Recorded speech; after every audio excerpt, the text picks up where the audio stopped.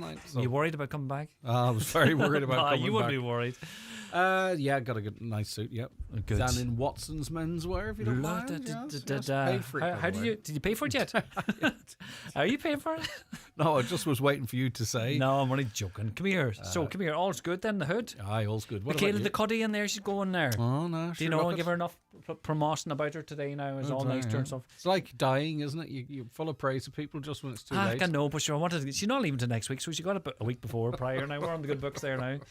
You're not speaking, Michaela? I don't have her mic. I'll throw it up there to see now. Well, I have a show to do. Hi, Michaela. Hello.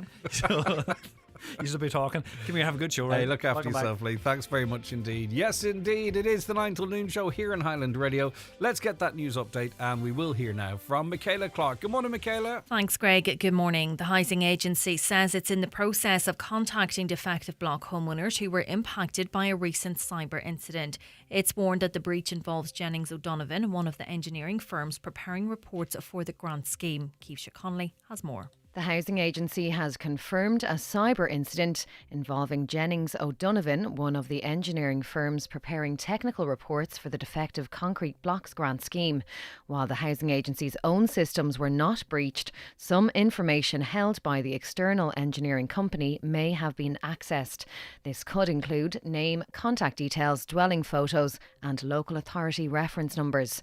The housing agency says no financial or banking information was involved, and applications are continuing as normal with no delays. Meanwhile, a group of defective concrete researchers from Ulster University presented Oireachtas members with their research in Leinster House yesterday at the invitation of Donegal 100% Redress TD Charles Ward.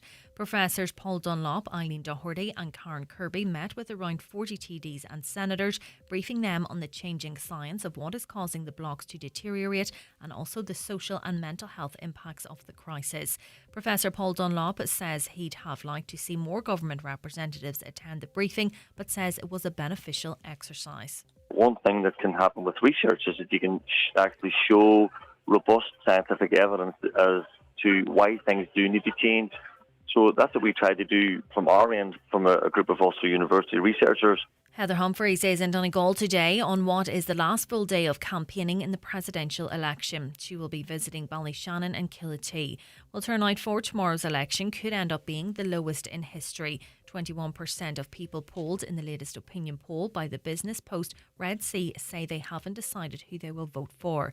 Catherine Conley has a commanding lead on 44%, with Heather Humphreys on 25% and Jim Gavin, who withdrew from the race, polling at 10%. Business Post editor Daniel McConnell believes many voters may just sit this one out. It was just above 40% in 2018. I think it will dip below 40% this time around, or it will be very close to that. People aren't engaged. It's the Friday of a bank holiday weekend. Voters have pretty much every reason not to go out and vote this time around, if you look at it from that perspective. So I do think we are looking at a low turnout. Donegal County Council is one of the lowest performing local authorities in enforcing environmental regulations.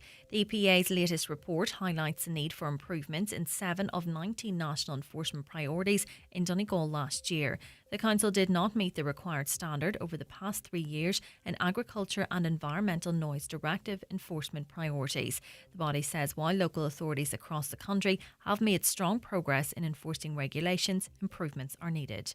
Finally, for weather, outbreaks of rain gradually clearing this morning with highest temperatures today of 9 or 10 degrees. That's all from Highland Radio News for now. We'll be back with news again at 10 o'clock. Until then, good morning.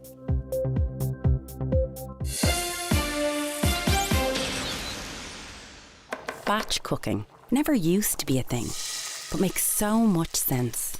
A little effort up front and you're sorted for the week. Planning your finances? Same deal. What you do now can make your future easier.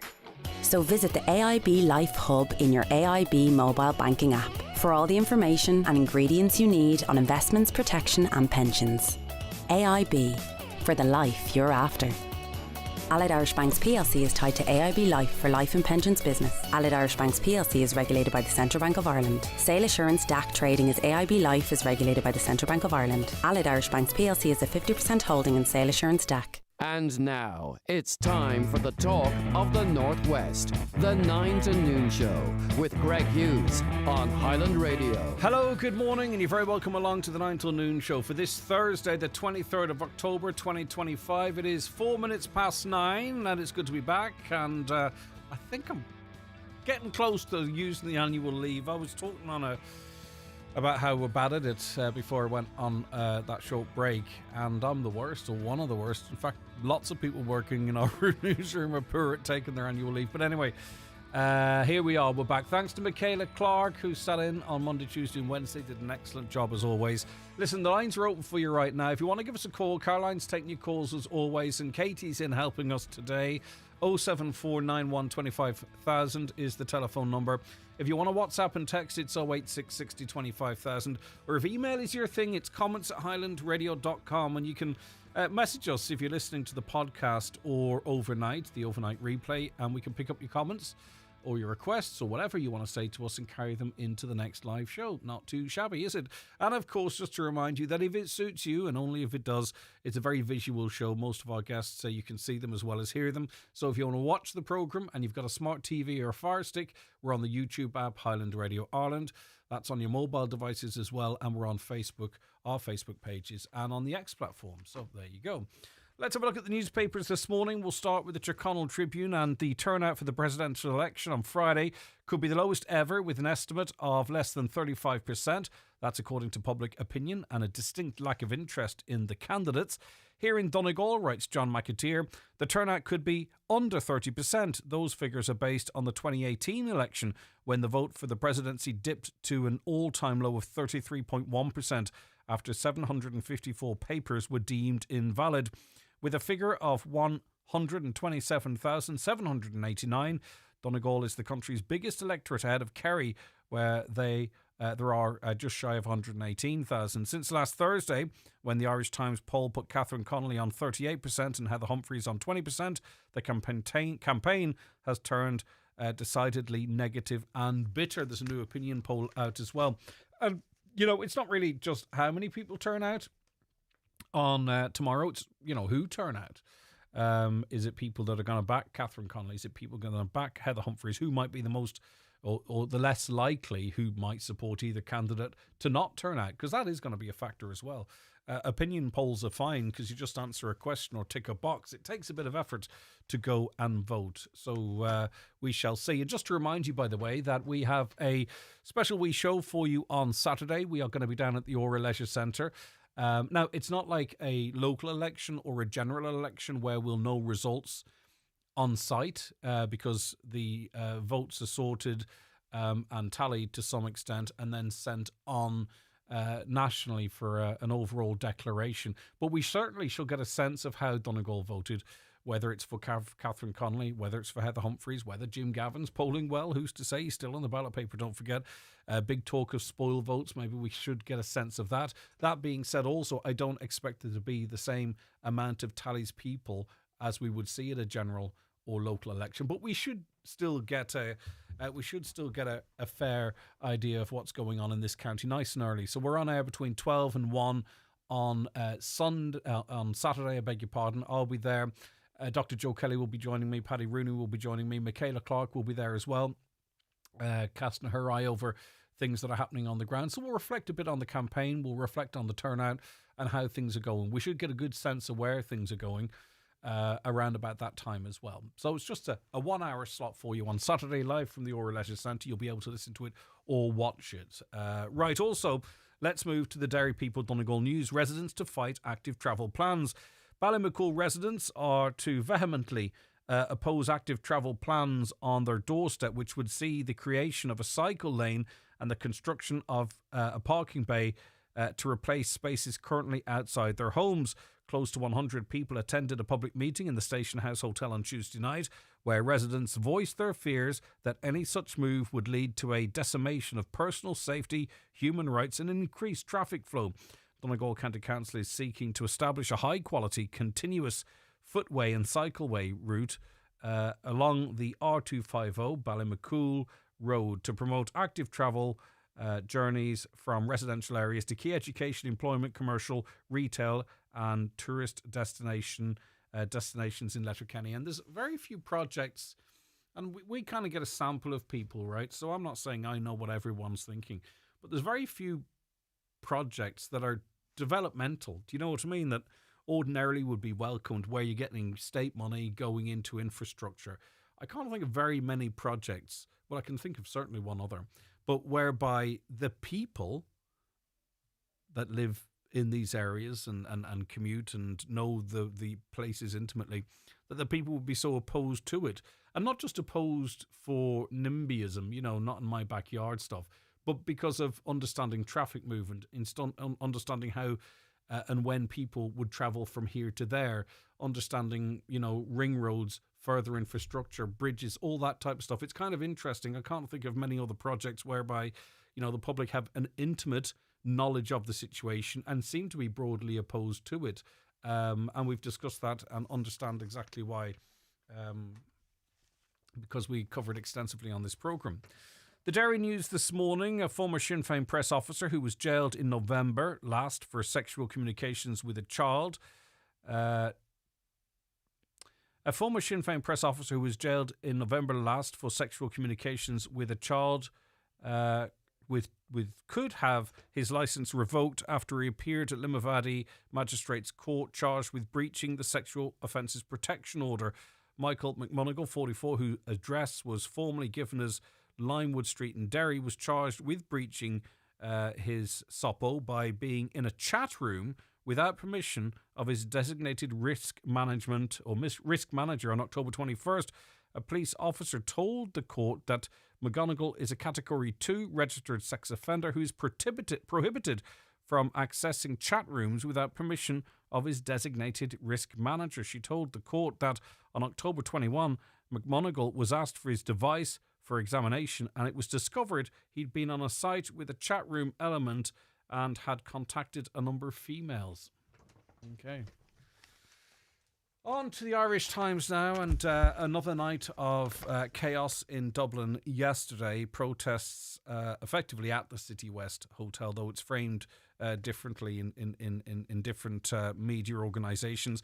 But reading on here, a major policing operation to protect residents at a centre for foreign nationals in City West, County Dublin, is set to remain in place over coming days amid fears violent scenes in Sagart may be repeated. Several hundred protesters gathered again at City West last night, with some throwing masonry, flares, glass bottles and wooden planks at members of An Garda Síochána. During the disturbance, a female Garda was treated for injuries after she was hit in the face with a projectile believed to be a bottle.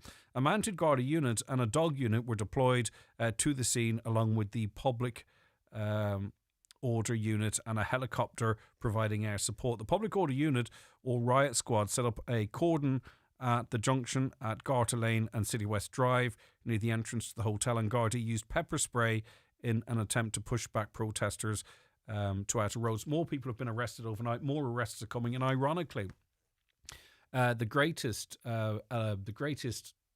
arrow in the bow, or whatever the phraseology is Gardaí have, is people themselves videoing these protests.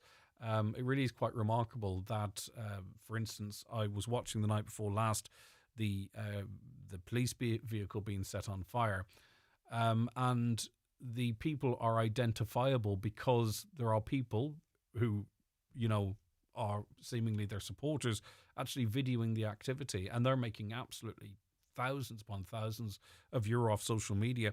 But it's that video that will end up being in court, and it happens over and over again, and no one's seeing the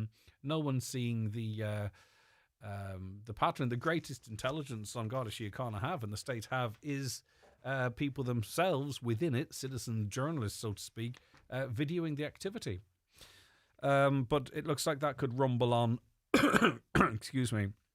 The Irish Independent, 5 members of the Puska family arrived at the Central Criminal Court with their prison bags packed, ready to go to the women.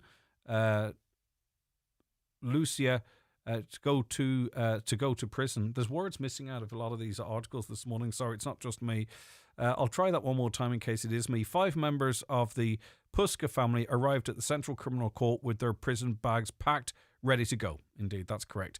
The women, Lucia, Yoseltina and Vieira clambered into courtroom number 19 first, their black holdall stuffed tight. They placed them neatly on the wooden shelf before squeezing themselves into the accused bench beside an interpreter, and they ended up being sent to prison. These are family members who effectively were found to have interfered in the investigation into the brutal murder of teacher Ashleen Murphy. So that's that story there. They're all getting custodial sentences effectively.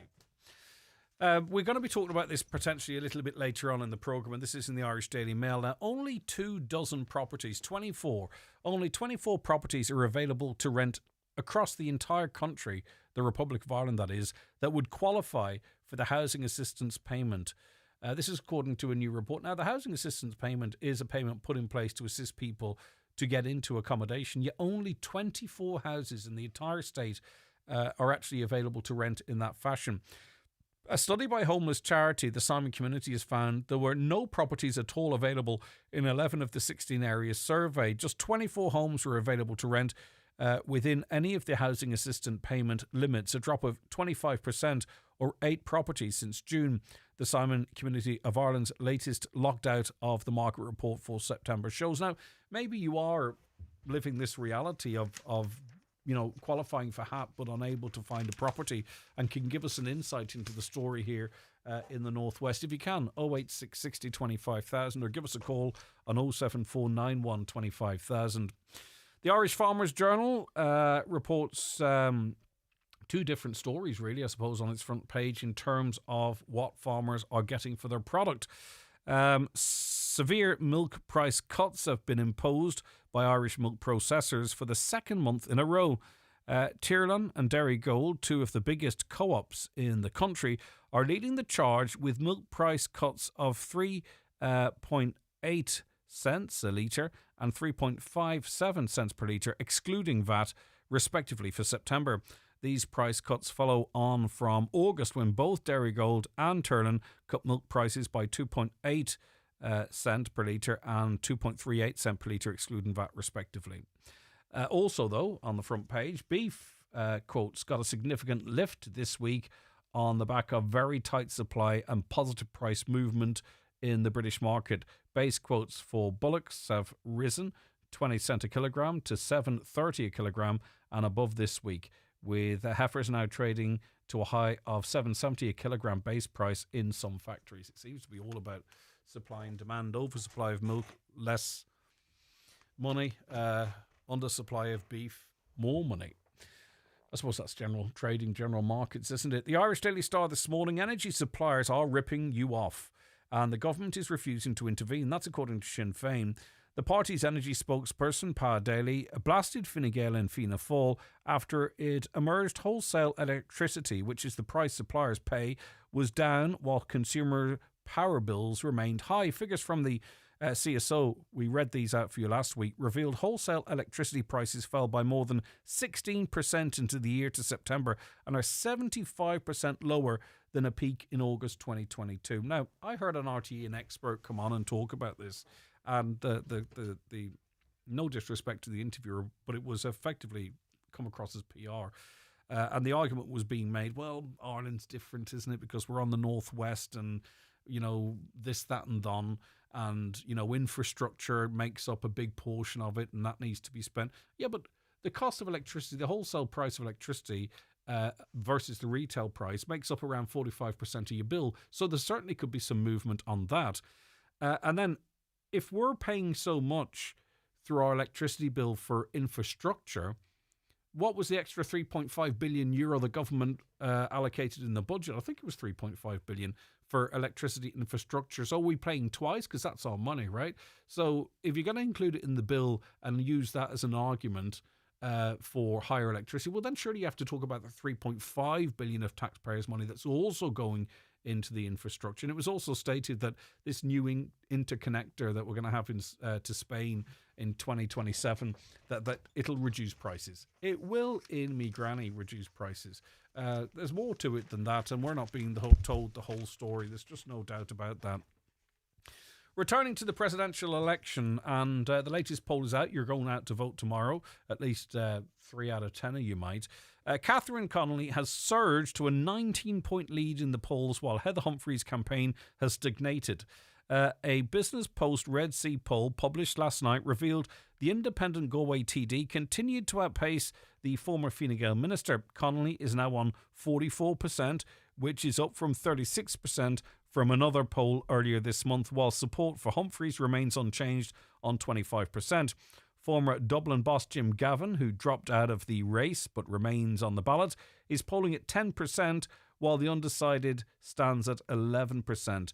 The support for Connolly means, in theory, she could be elected on the first count if the vote goes the same way as the polling. But as I said earlier on, it really does come down to which support base is more motivated to vote. If they're equally motivated to vote, it might end up as the polls are. If Heather Humphrey's team is more inclined to vote, it could close that gap, or vice versa. Do you get where I'm coming from? But also, too, what is really quite remarkable is this is the first election that I've seen AI really sort of, have a role whereby it's conned a lot of people. And a bogus deepfake video created by artificial intelligence that makes a series of false claims about the upcoming presidential election have been removed by some social media platforms. The Electoral Commission yesterday contacted social media parent companies about the videos after they emerged online.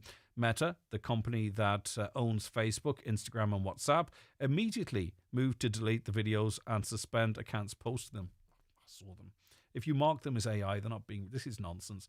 If that video's posted on social media marked AI, it won't be removed. Google also confirmed yesterday that they had suspended a YouTube channel that had posted a number of the videos. Now, if you post them as the truth, it is problematic. But you might have seen the one where it claims that Catherine Connolly is stepping out of the election. Obviously, that is completely untrue. But AI has progressed to such a point now, especially this Soros 2, that really it's very hard to determine what's real and what's not real. And I saw a lot of people aghast at this, going, what is happening? I can't believe it. Why is it happening? And a lie travels quicker and further than the truth, doesn't it? So even though these have been taken down or removed, the impact has already sort of happened, hasn't it? All right, 086 60 25,000 is the WhatsApp and text number, 086 60 25,000. We'd love your calls too, 07491 25,000. Newspapers are kindly supplied by Cosgrove Centra, Mountaintop Letterkenny. Now with the new look Mountaintop Diner. Take a few days away and join us for the Highland Radio Country Cabin Getaway this February at the Sleeve Russell Hotel from Monday the 2nd to Thursday the 5th. Enjoy dinner, bed and breakfast and a fantastic lineup of live country music from Dominic Kerwin, Louise Morrissey, Sean Keane, John McNichol, Owen Mack, Jimmy Buckley, David James and Band, Trevor Lockery, Matt Levy and White Lightning. All this for €495 per person sharing. Single supplement applies. To book your place, call Highland Radio on 91 25,000 or visit the outlet on highlandradio.com. That's the Highland Radio Country Cabin Getaway this February. Great music, great company, and a few days to unwind. Why wait till December? Get Christmas sorted early at Irwin Expert Electrical. The latest Apple and Samsung tech, a Sage coffee machine, even a Dyson or Shark hair care treat. Secure it now with our free Christmas club. Spread the cost, lock in the price, and we'll store it till you're ready. No stress, no panic, just smart shopping made easy. Irwin Expert Electrical, Letterkenny and Buncrana. Indulge yourself with friends or a loved one at the Spa at Orchids at the Holyrood Hotel in Bundoran. A midweek or weekend spa break is the perfect way to escape from life for a while. Take a leisurely walk along the Atlantic coast. Enjoy a dip in our private pool, a plunge in our Canadian hot tub, and treatments of your choice before dining in one of the Holyrood Hotel's acclaimed restaurants. The Spa at Orchids. Book now at holyroodhotel.com. Milk price cuts cost farmers millions. In this week's Irish Farmers Journal, we analyse the impact of global dairy markets on your milk checks. Beef prices climb as Christmas buying begins. New record prices set at suckler sales. Find out why Irish farms are going to stay in male hands. Get these stories and more straight to your doorstep with an Irish Farmers Journal home delivery subscription. Sign up today for a free pair of Dunlop wellies worth €88. Visit ifj.ie/radio. Keep out the cold, cold, cold! And ring Fleming for their full range of garage doors, agri doors, insulated doors, milking parlour doors. Fleming, 91 48 234. Highland Radio Time Checks brought to you by EirGrid, the operator and developer of Ireland's electricity grid. EirGrid, powering up communities, powering up Ireland. The time is... The time now is approaching 9:25. Amanda joins me on the show now. Good morning, Amanda. Good morning, Greg. Nice to chat to you. Now, you are opposed to a proposed wind farm in Drumquin. Talk to me about the plans. Yeah, so really, we're a small village in Drumquin with just over 1,000 people, a really beautiful, quiet place to live. So in the past 2 weeks, we have just found out about 12 huge, 150-metre high wind turbines planned for the edge of our village. And worse than that, it's actually on a really ancient and special hill called Dunnery Hill. So it's going to tower over our village. We already have 41 wind turbines all around us in a small radius, and we feel that we've done enough for the green agenda already, and we're going to get 12 more right on top of our village, and we're just really cross about that. We're united as a village, but we're really cross with, there's a big German company, ABO, and Energia, which is American-owned, and they're coming in and walking all over us. They're big, rich corporates. They just really want to make money out of everybody. And if you look at Drumquin, I don't know, Greg, if you've heard of the song The Hills Above Drumquin, but The Hills Above Drumquin, it talks about Dunnery Fort. And that Dunnery Fort Dunnery means the fort of the king. And it's actually an old O'Neill's fort for hundreds of years before that. The hill itself is covered in peatland and nature. We've got a busy red squirrel population. There are red squirrels everywhere. And it's really, really special to us. It's just such an important hill. And we cannot believe that they're going to cover that in concrete and steel forever. It's a scar across the countryside. But more than that, our wee village is really prone to flooding. So every night again, the ferry water that we're on swells our way up, and it causes big problems to the village. And if they take away that peatland right beside us, we are going to be flooded far more, and we're really worried about that. And then on top of that, the noise that comes from those turbines. We're in a village. We're in an amphitheatre beneath it. So the village is right beside that hill. And because of the effect of the amphitheatre, it will boom around our village in an even bigger way. So we're just so worried, Greg, about that. We don't know what to do. We're trying everything with them to argue our case, but we're just the small people. We're not the big people to try and do something with us. So we're just trying to do something. And even if you've any archaeologists out there, we're looking for help to really try to show our case. This is a special hill. This is an O'Neill's fort. RAS, please help us to prove and show. Do not build on this hill. It's really special. But we've had enough. As a village, we've actually had enough. Yeah, because so we can't take any more. That's where we're at. Obviously, you've outlined, quite clearly your opposition to this, but also, generally speaking, it seems for quite a lot of people, the jury's out on wind energy and its development and on our reliance on it. Even as a country, the Republic, for an example, we're told, or we have been told, that wind energy is so important, yet then we're told, well, it's not terribly reliable because of the infrastructure is not great. It's not reliable because the wind doesn't always blow, so we have to have interconnectors to Spain. So it's like two arguments. One argument when it's, being proposed and those are pushing it, and then there's another argument, really, when you sort of get down to the nitty-gritty of the conversation, if that makes sense. As I say, for many, it seems wind energy is, you can't rely on it. Is that part of the argument, or are you really speaking about it as a resident saying, look, this is our last hill, this is a historic hill, what the damage that will be done or could be done can't be undone? Yeah, I mean, it's all of the above, to be honest. We're not really getting too much into the detail of the whole renewables thing because we're not experts in that. We look to the experts to help us with these things. But what we would say is that we can't take any more. We've already got 40 around us, and no amount of discussion or thought about renewables would ever justify the torture of small rural communities like ours. It's just not fair. Why should people like us, you look at us, for example, it's what you call the Starbucks principles.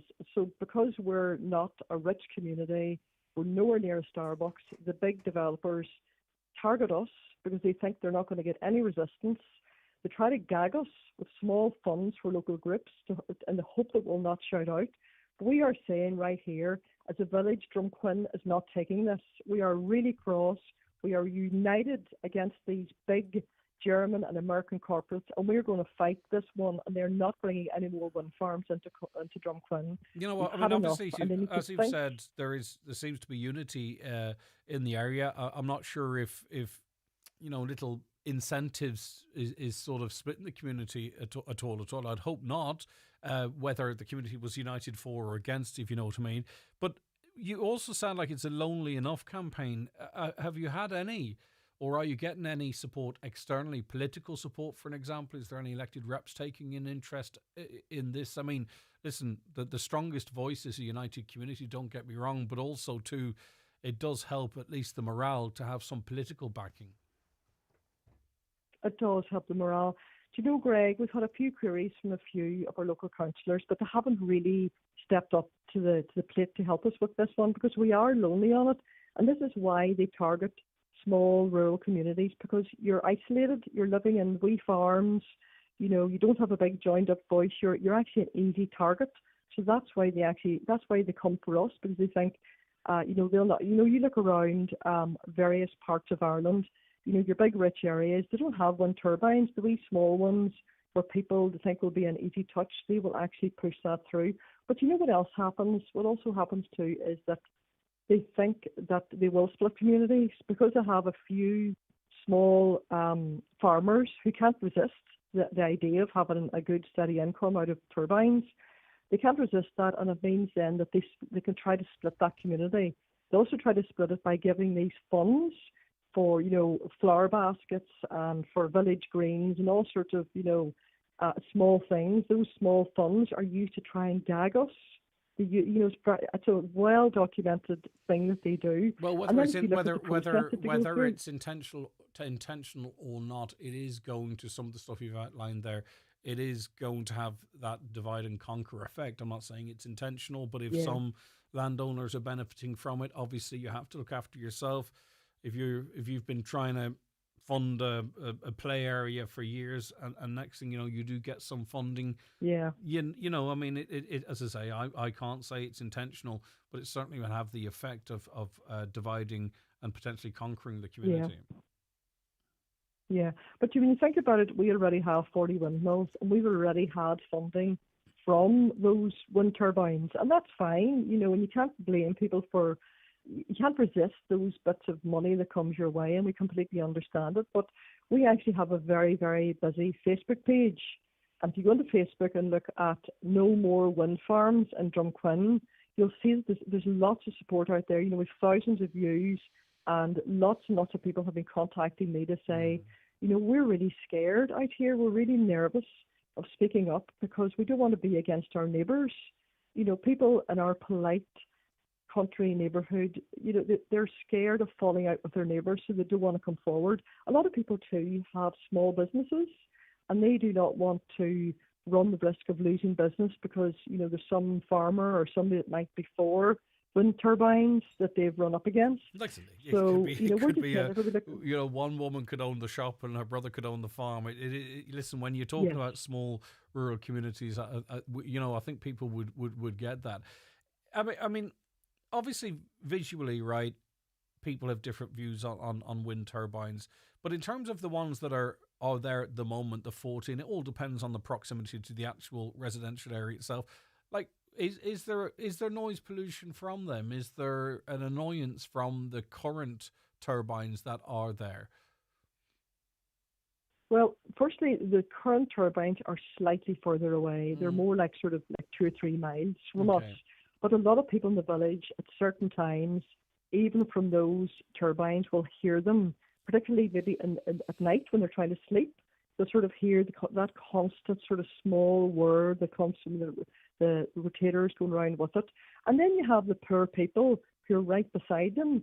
So our wee neighbours, our people who live up the road from us, this is right on top of them. In fact, there's some amazing footage online and YouTube where you can look at there's a Cleater couple down the road from us that's not very far from Donegal either, whose lives have been made a misery by being surrounded with wind turbines. And even though they're not going to be right on top of me, I'm standing with my neighbours who will be even more miserable because they're right on top of them. Right, okay. We're just we're really, really cross about what it's going to do to so many people's lives. It's not fair.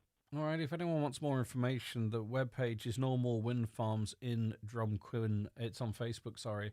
Most people are on Facebook. They can check it out. And we'll see where it goes from here.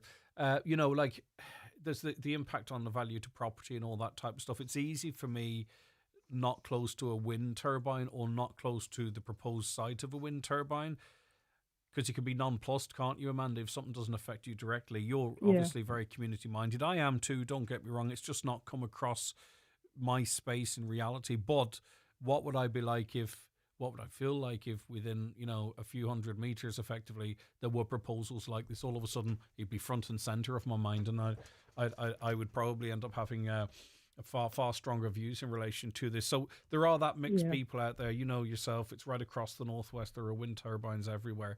Okay, Amanda, people can, as I say, check out that Facebook page, No More Wind Farms in Drumquin. Thanks for joining me. Thank you. Right, thank you very much, Steve. Greg, thank you. All right. Just to tell you, people get in there and get their objections made as well at the right time on the planning registers as well. Keep an eye open for them. But Greg, thank you so much for your time today, and thank you for listening. No, that's okay. No, it's important to listen. So obviously there is the environmental element of it. There is also concerns that the windmills will be on an ancient hill, though they're looking for maybe someone with a historic archaeological background to back them in relation to that. And there's also wildlife and what have you. But also too, as I say, I'm not pro, I'm not anti. There is an element of sort of the jury being out in terms of the actual efficiency of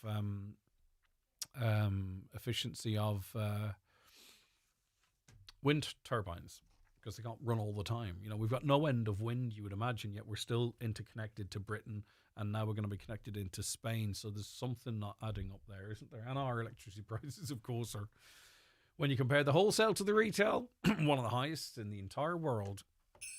Ready to kick off your Christmas party season? Get the gang together for the big festive bingo party happening Saturday 29th of November at the Villa Rose Hotel, Ballabufay. It's bingo, but not as you know it. Expect festive tunes, cocktails, daft games, plenty of laughs, and a €1,000 top cash prize. Tickets are just €25 plus booking fee, and they're on sale now at Eventbrite or HighlandRadio.com. So grab your friends, your workmates, or your whole office and make it your Christmas night out. The big festive bingo party. It's bingo with a festive twist. It was always us, butter and mayo, kings of the Centra chicken fillet roll. Now it's all about licking chicken sauce. I'm not the hot squeeze anymore, Taco. Things change, Mayo. I'm here for you if you want to talk about it. The new Lickin' Chicken Sauce. Sweet, smoky, honey goodness exclusively available at your local Centra deli. Centra. Live every day. Joe Gallagher Entertainment presents the Ultimate 70s Night, Sunday, October 26th. Get ready for Shawadi Wadi and the Bay City Rollers live at the Mount Erigal Hotel, Letterkenny. Sing and dance the night away to all the hits. Tickets on sale at Ticketmaster.ie and hotel reception. Don't miss this unforgettable night, October 26th at the Mount Erigal Hotel, Letterkenny. The 2026 commercial range is here at iMotors. Upgrade your fleet with a Nissan Primastar or new Nissan Interstar and get either fuel up or tool up. €1,000 fuel or €1,000 tools with your purchase. You invest in your van and we'll invest in your business. Reliable vehicles that keep your business moving. All backed by 5 years warranty. Pre-order before December 23rd for a chance to win €10,000 exclusive to iMotors. iMotors, the fearless generation. Join EirGrid, the operator and developer of the electricity grid. on Thursday, November the 6th at the Central Hotel in Donegal Town from 6:15 to 8:30pm for the EirGrid Energy Citizens Roadshow. This free event will provide information about home energy efficiency upgrades, retrofitting grants, community microgeneration schemes, and the future of energy in Donegal. To register for the roadshow, visit airgrid.ie/roadshows. EirGrid, powering up communities, powering up Ireland. Welcome back. Right, some of your comments coming in so far this morning. A caller says, and keep them coming into us, by the way, 086 60 25,000. In the terms of the riots, Greg, don't you think the riots in Dublin are just a ruse to allow the government to impose a curfew on the Irish people? Seems like a lot of it's just staged. I would bet that in a few weeks our government will impose an 8 p.m. curfew. Well, I mean, I would never rule anything out, but no. I'm not sure how much faith you have in the government, but you might also text in to say that they couldn't organise a pee-up in a brewery. Could they really concoct this to impose a curfew? What would be the advantage? You know, it would decimate businesses. It would decimate the economy. That doesn't make any sense. I mean, I don't think it's a ruse at all. I think something most horrific happened allegedly in that hotel, and people are very cross. People are very angry, and people came out to protest. And then what you have is you've got people who probably almost don't even know why they're out to protest, but they just see an opportunity to run amok and to chuck stuff at the guards. So it's a mix. Greg, will you address the brutal, excessive attacks the Gardaí carried out on a journalist and the elderly that were caught in on video and are now viral online? I saw some of these videos, indeed, yeah. There's no justification for any excessive attacks. I know for a fact, all I can say, if I were protesting, maybe I'd be front and centre, but if I weren't protesting, if I was just going about my business, if I was a journalist for GB News or a local lady going shopping at 10 o'clock at night, I wouldn't be anywhere near, 50 people with riot shields. Like, I would not be anywhere near them or try and pass them and say, you know me. There's no justification for any excessive attacks against anyone, for that matter. But if you're going to set up your camera right next to a active riot, I'm not saying you're asking for it, but you've placed yourself in a position of peril for the shots. And then you can't lose because you then get the story. Presidential election. Good morning, Greg. We've got two dangerous women to choose from. We've one woman, Catherine Connolly, who can't say what a woman is. She hasn't a clue. I haven't seen any recent quotes from her in relation to that. Then we have Heather, a woman who voted yes during the referendum. So how honestly can anyone, never mind any woman, vote for either of them? They care nothing about women or their rights. Stand up and spoil your votes, ladies. Well, again, spoiling the votes actually hands either the two of them the candidacy. So that's, again, it's up to people whatever they want to do. But if you don't want one of them two in, spoiling your vote is literally saying, there you are, have it. Okay, you're there for 7 years, maybe 14.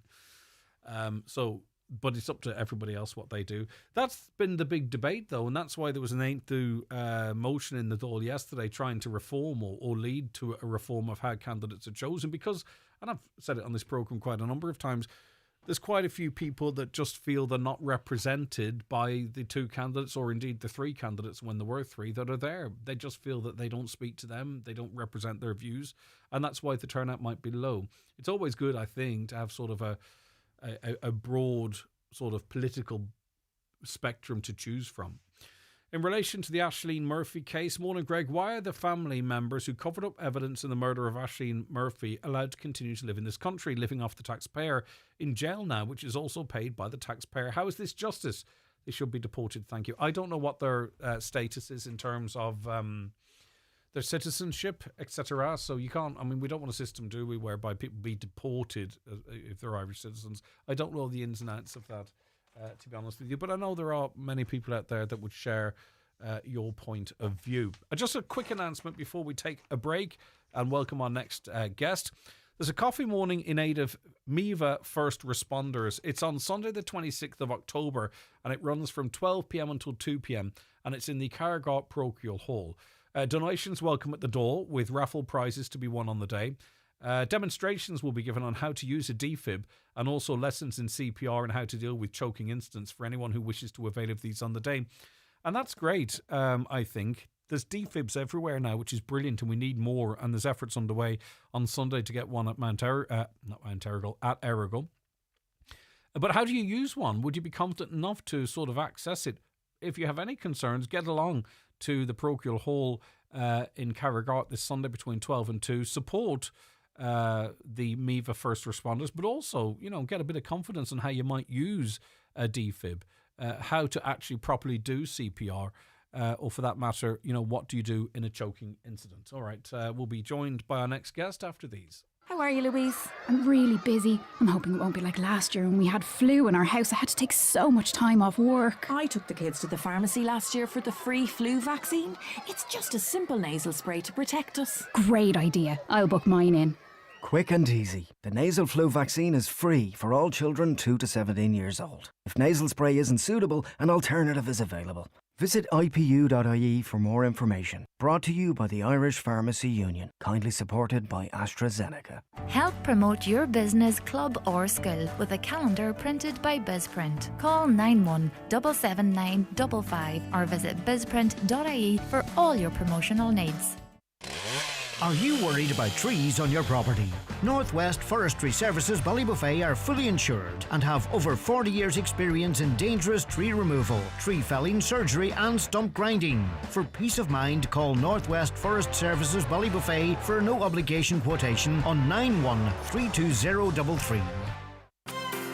Autumn is here and so is your last chance to save. The Easy Living Furniture Oktoberfest sale has been extended until Sunday. Enjoy amazing reductions across every department, from comfortable sofas and luxurious mattresses to elegant dining sets and on-trend accessories. Now's the perfect time to give your home a cosy autumn makeover. Sale must end this Sunday at Easy Living Furniture, presently Retail Park, Derry. Forward Festival presents The Big Hully, featuring Whistling Donkeys, All Folked Up, Derek Warfield and Young Wolf Tones, Danny Byrne Band and High Flying Paddies. Bank Holiday Saturday, 25th of October. The Marquee Letterkenny at Kiltoy. Tickets available from forwardfestival.ie. This is an urgent plea from Oxfam Ireland. The ceasefire in Gaza brings hope, but for displaced Palestinian people gripped by famine, the trickle of aid getting in is nowhere near enough. Oxfam and partners are scaling up. We're trucking water, providing food vouchers, psychological support, and more. So please donate what you can at oxfamireland.org. Highland Radio weather updates with McElhinney's. Our Christmas shop has now opened for all your festive shopping needs. Explore our extensive range of decorations, bedding, and more in our homeware department, in store or shop online at mcelhenneys.com today. Okay, let's have a look at that weather forecast. I opened it, but it hasn't opened for me. Yep, today we'll start off wet with rain in many areas. Rain, though, will gradually clear through the morning. Sunshine and showers will follow. Showers will become heavier, though, in the west again and the north this evening, with hail possible. I'm joined in studio now by Minister James Lawless, Minister for Further and Higher Education, Research, Innovation and Science. Minister, good morning to you. We've spoken remotely on a number of occasions. Great to have you in studio. How are you keeping? Good morning, Greg, and good morning to our listeners. Yeah, great to be here with you. I've participated in the programme, as you say, a number of times online, and I'm in Letterkenny today, and I said, look, I'll come into studio and say hello. I'm here to launch turn the sod on the new ATU Letterkenny campus building, new library, IT and education building, 25 million investment here in Letterkenny. And that's alongside the new vet college, which I'll be opening. I'll be back again in a few weeks' time to launch that. And there's been a lot of investment between the ETB, which serves 25,000 learners here in Donegal, between the ATU campus continuing to expand, and indeed things like the regional sports hub that your local TD and Minister Charlie McConalogue secured 9 million funding for just recently, which is also on the cusp of ATU campus there. So look, a lot going on in the educational space. New apprenticeships coming on stream here as well. We have the electrical, metal fabrication and refrigeration, significant investment there, 27 million funding for those in Donegal. And that's the first of its kind outside Dublin or Cork. So I suppose in the round, a lot of investment on the educational field in Donegal. And I'm delighted to be here today to continue that support. Yeah, and it's brilliant, and investment should be recognised. But there is also a significant gap between, say, for instance, spend per student in our region versus the rest of the country. You contest that, do you? Well, I suppose I don't necessarily contest it, sort but of capital spend. I'm on about sort of the spend, but also to say, for instance, the ATU have been, campaigning for a long time for the approval of professors and everything that might bring. And then, of course, the positive impact, all of the investment you talked of there, but also an increased spend per student and the provision of professors and what have you. That would have a regional uplift. Where are we in relation to, maybe addressing that regional imbalance, if you admit it's there, and also to the appointment of professors and all that would bring with it as well? Yeah. So I suppose, I suppose, well, just not to be too complicated about it, but I think in terms of spending pro rata per head, there's a lot of money being put into the Northwest at the moment. I just stepped through things like the Vet College, the Regional Sports Hub. Brilliant. The apprenticeships. The Vet College is huge. Yeah, no, absolutely. So that is real investment by the state into the region. But in terms of, there are some systematic issues with the technological universities that they're still, I suppose, getting established. They were set up by the government in 2018, and it took a couple of years, I suppose, to get them up and running. ATU is now going really well. I met Orla Flynn last night, the president. I'm at a conference with her again today, as well as the building openings. And I'm really committed to the technological university professorships. I think it's an absolutely key part. What is the hold up there? Because you mentioned the Vet College, and we're lucky we're going to have a professor heading that up, right? Yeah. But that's because he's seen an opportunity. It's not because he's going to get the pay scale of a professor. So when will we iron out those kinks then that we can... Yeah, so I was part of the team that negotiated the programme for government. I made sure that was in the programme for government. And to be fair, there was no pushback from colleagues. Everybody around the table in government wants this to happen. It is technical, though. I mean, there's industrial relations issues. It's introducing a new pay grade that was never there before into the technological universities. When they were ITs, historically, they wouldn't have had professors. So putting a professorship in place is absolutely critical and will happen. And I'm very determined to make that happen as soon as possible, hopefully before Christmas, actually. But it is, I suppose, there's industrial relations issues. We've seen some IR issues with it down in Kerry. There was a vote recently with the union there. There's been other issues. And then the Department of Public Expenditure always have to have, I suppose, what they would call stability in the system. And there's some talks ongoing with that department in terms of how the grade takes its place amongst the other grades and where it sits in the wider public pay structures. So, I suppose, in short, it's complicated, but it's certainly... as far as I'm concerned, as a minister for the sector, I'm absolutely championing it, working with the industry, as in the TUs right across the country, because we need it. As you said, the vet school, also pharmacy. I know ATU want to get accreditation, rightly, for that, so do I. I don't want any more kids going to Poland or going to Scotland to study veterinary when they can do it in Donegal, when they can do it in Waterford. It should be a choice, not by choice, if they want, absolutely, but not because there's no places here. Exactly, we want to create the places. And right across medicine, there's a rural medicine programme starting in Galway now. We have the pharmacy programmes, physiotherapy. Also, we have an all-of-government priority around disability. That means people like physios, occupational therapists, speech and language, and all those areas need accreditation. So it's absolutely key. And also, I'm a big believer in research and innovation being an economic driver, and that is led by professors in the regions. We've so much industrial activity here. We've Seagate just across the border. We've semiconductor specialties there. We have medtech here. We've fintech here going on in Donegal and in the Northwest. That would really benefit in ATU, and I'm determined to make it happen. The significance, as you see it, of the inaugural NW 2025 Shaping Our Digital Features Conference. Futures, yeah.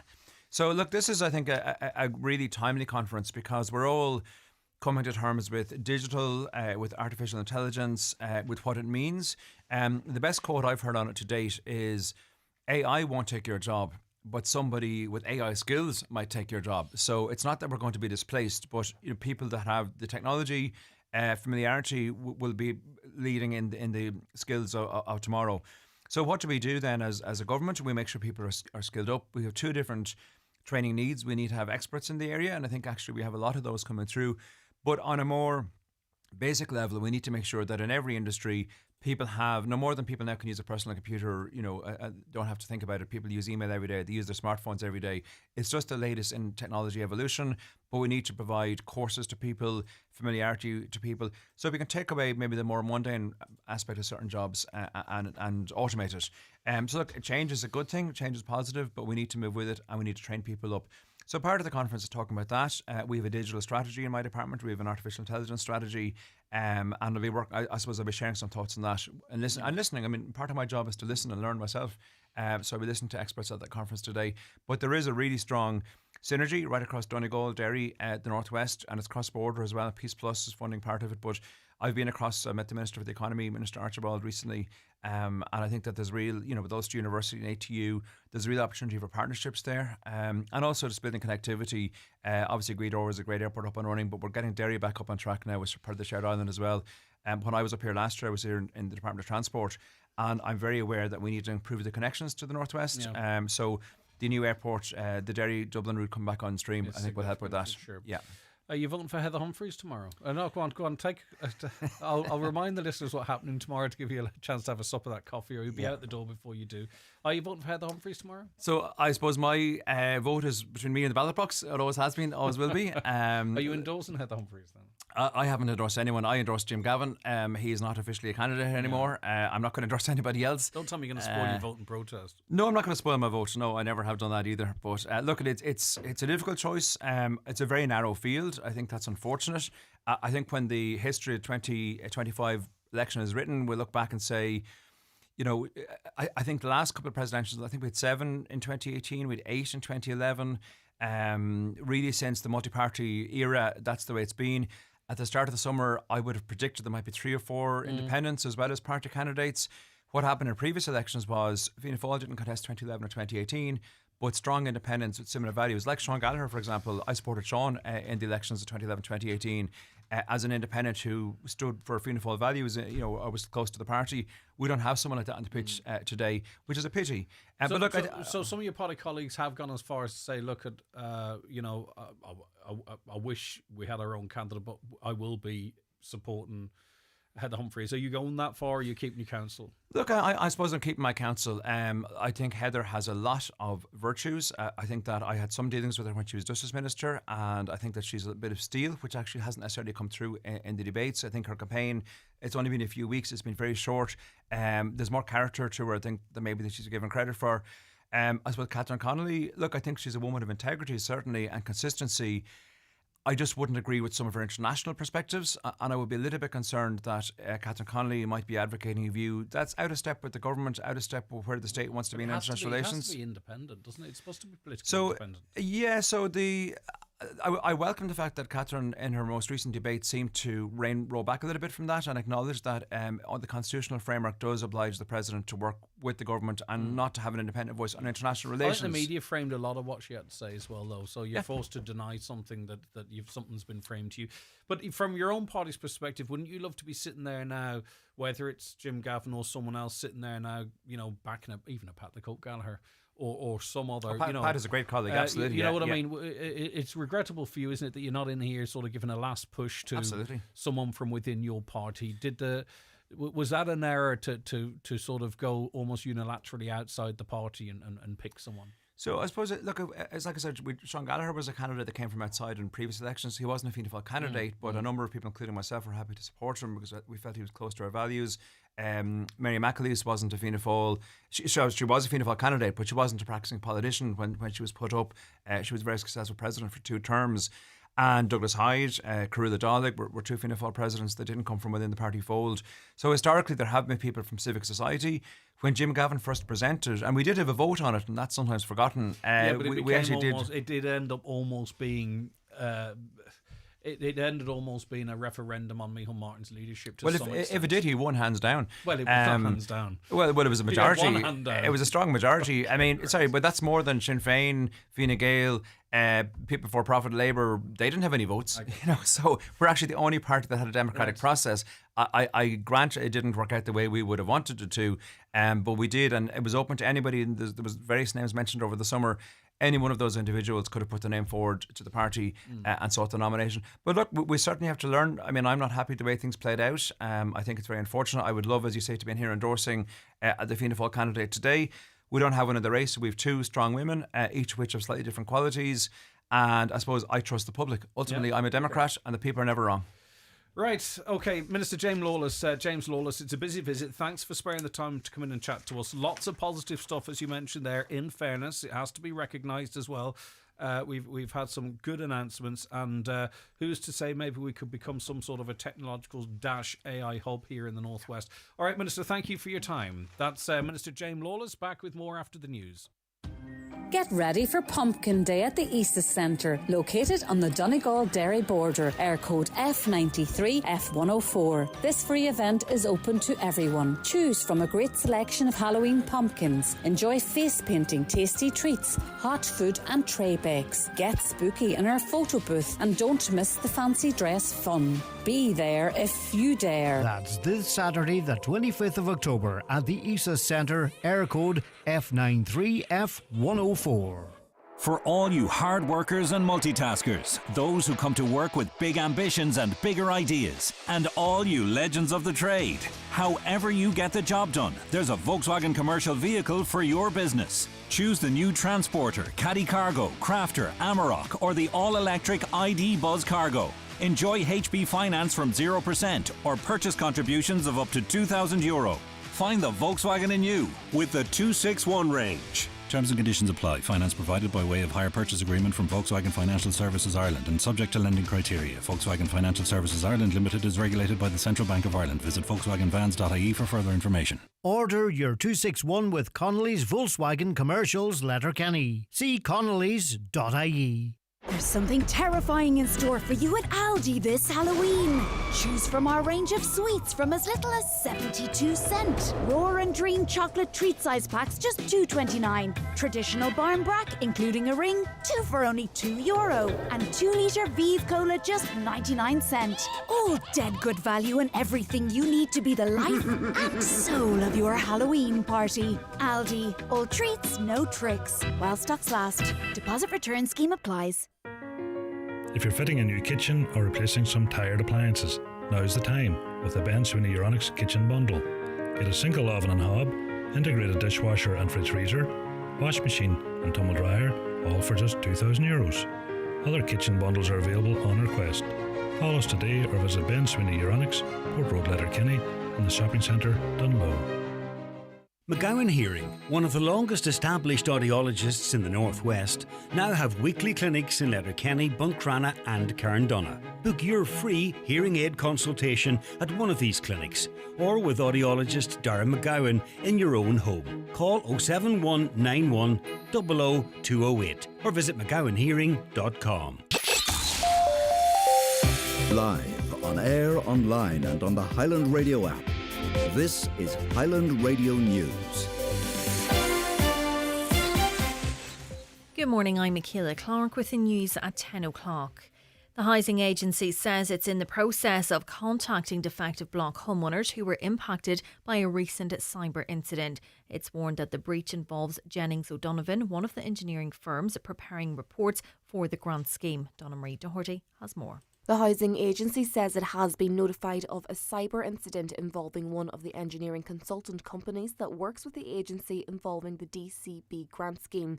Chartered engineers Jennings O'Donovan experienced a cyber incident affecting its IT systems. The housing agency systems were not involved and the incident appears to be isolated to one engineering company. While no applicant's financial or banking information has been impacted, the information that may have been impacted includes applicants' names, contact details, addresses, dwelling technical reports including dwelling photos and local authority DCB application reference numbers. The housing agency has taken a number of steps since being notified, including contacting homeowners impacted. Meanwhile, a group of defective concrete researchers from Ulster University presented Oireachtas members with their research in Leinster House yesterday at the invitation of Donegal 100% Redress TD Charles Ward. Professors Paul Dunlop, Eileen Doherty and Karen Kirby met with around 40 TDs and senators, briefing them on the changing science of what is causing the blocks to deteriorate and also the social and mental health impacts of the crisis. Professor Dunlop says he'd like to have seen more government representatives attend the briefing, but says it was a beneficial exercise. One thing that can happen with research is that you can actually show robust scientific evidence as to why things do need to change.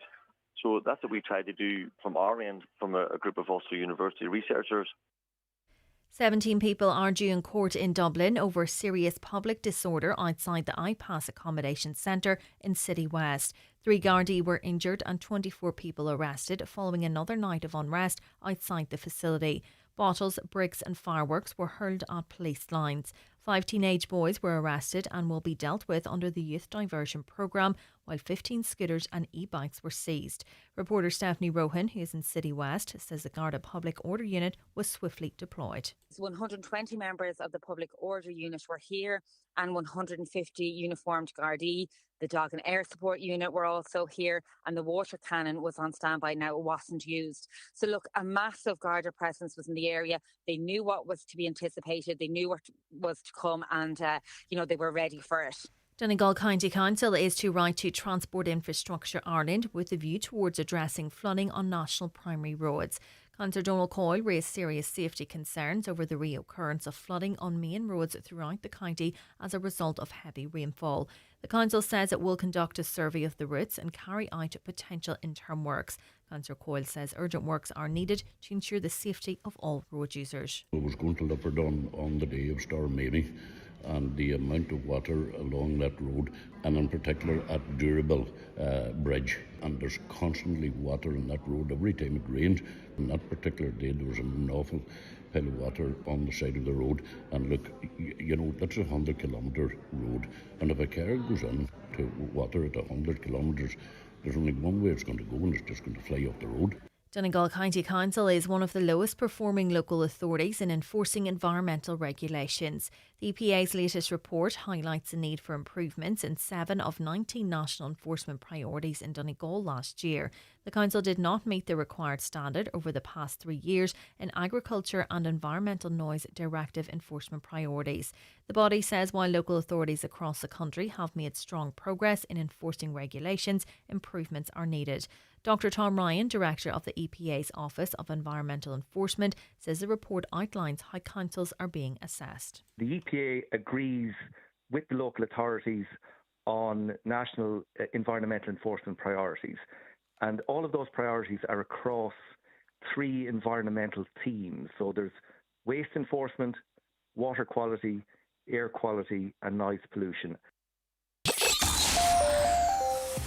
Weather now, sunshine and showers developing as the day progresses, with showers becoming heavier this evening. Highest temperatures of 9 or 10 degrees. That's all from Highland Radio News for now. We'll be back with an update again at 11 o'clock. Until then, you can keep up to date with the latest local news on our website highlandradio.com. Good morning. The obituary notices this Thursday morning, October 23rd. The death has occurred of Ellis McGreen, ní Finnegan, Ballinacarrick, Ballintra. Ellis will be reposing at her home in Ballinacarrick, Ballintra today from 2 p.m. until 10 p.m. Removal at 10:15 tomorrow morning to St Bridget's Church, Ballintra for funeral mass at 11 o'clock, followed by burial in the adjoining graveyard. House private on the morning of the funeral, please. Family flowers only, please. Donations in lieu, if so desired, to the Shield Hospital Patient Comfort Fund, where Ellis was dearly cared for. Donations to Jackie Karen, funeral directors, Ballintra, or any immediate family member. The death has taken place of David Samuel Patterson, Culaderi, Rafo. Funeral today, arriving at Rafo Presbyterian Church at 2 o'clock for service of thanksgiving for his life, followed by burial in the adjoining graveyard.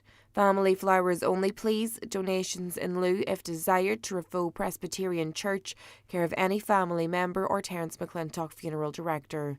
The funeral home is private to family only, please, today. The death has occurred of Seamus Byrne Cashel, Glencolmkill. Remains are reposing at his late residence from 12 noon until 10 p.m.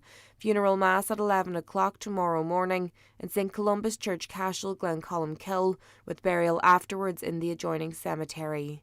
Family flowers only, please. Donations in lieu, if desired, to the Oncology Unit, Letterkenny University Hospital and Donegal Hospice, care of any family member.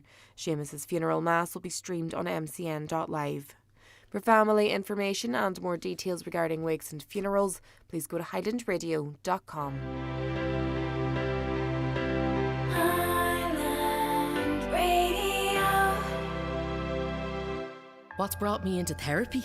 Phone watch alarms. They're ruining my life. I used to be able to run a successful burglar boot camp. We produce some of the finest burglars in Ireland. But now, all my students are terrified of phone watch, and so am I. With their damn 15 seconds response time, 24/7 monitoring, the app, camera motion detectors, wireless video doorbell. I might never be able to burgle again. Get the alarm Burglar Sphere for just €99. Don't be alarmed. Be phone watched. Offer ends October 31st. Monitoring fees and terms apply.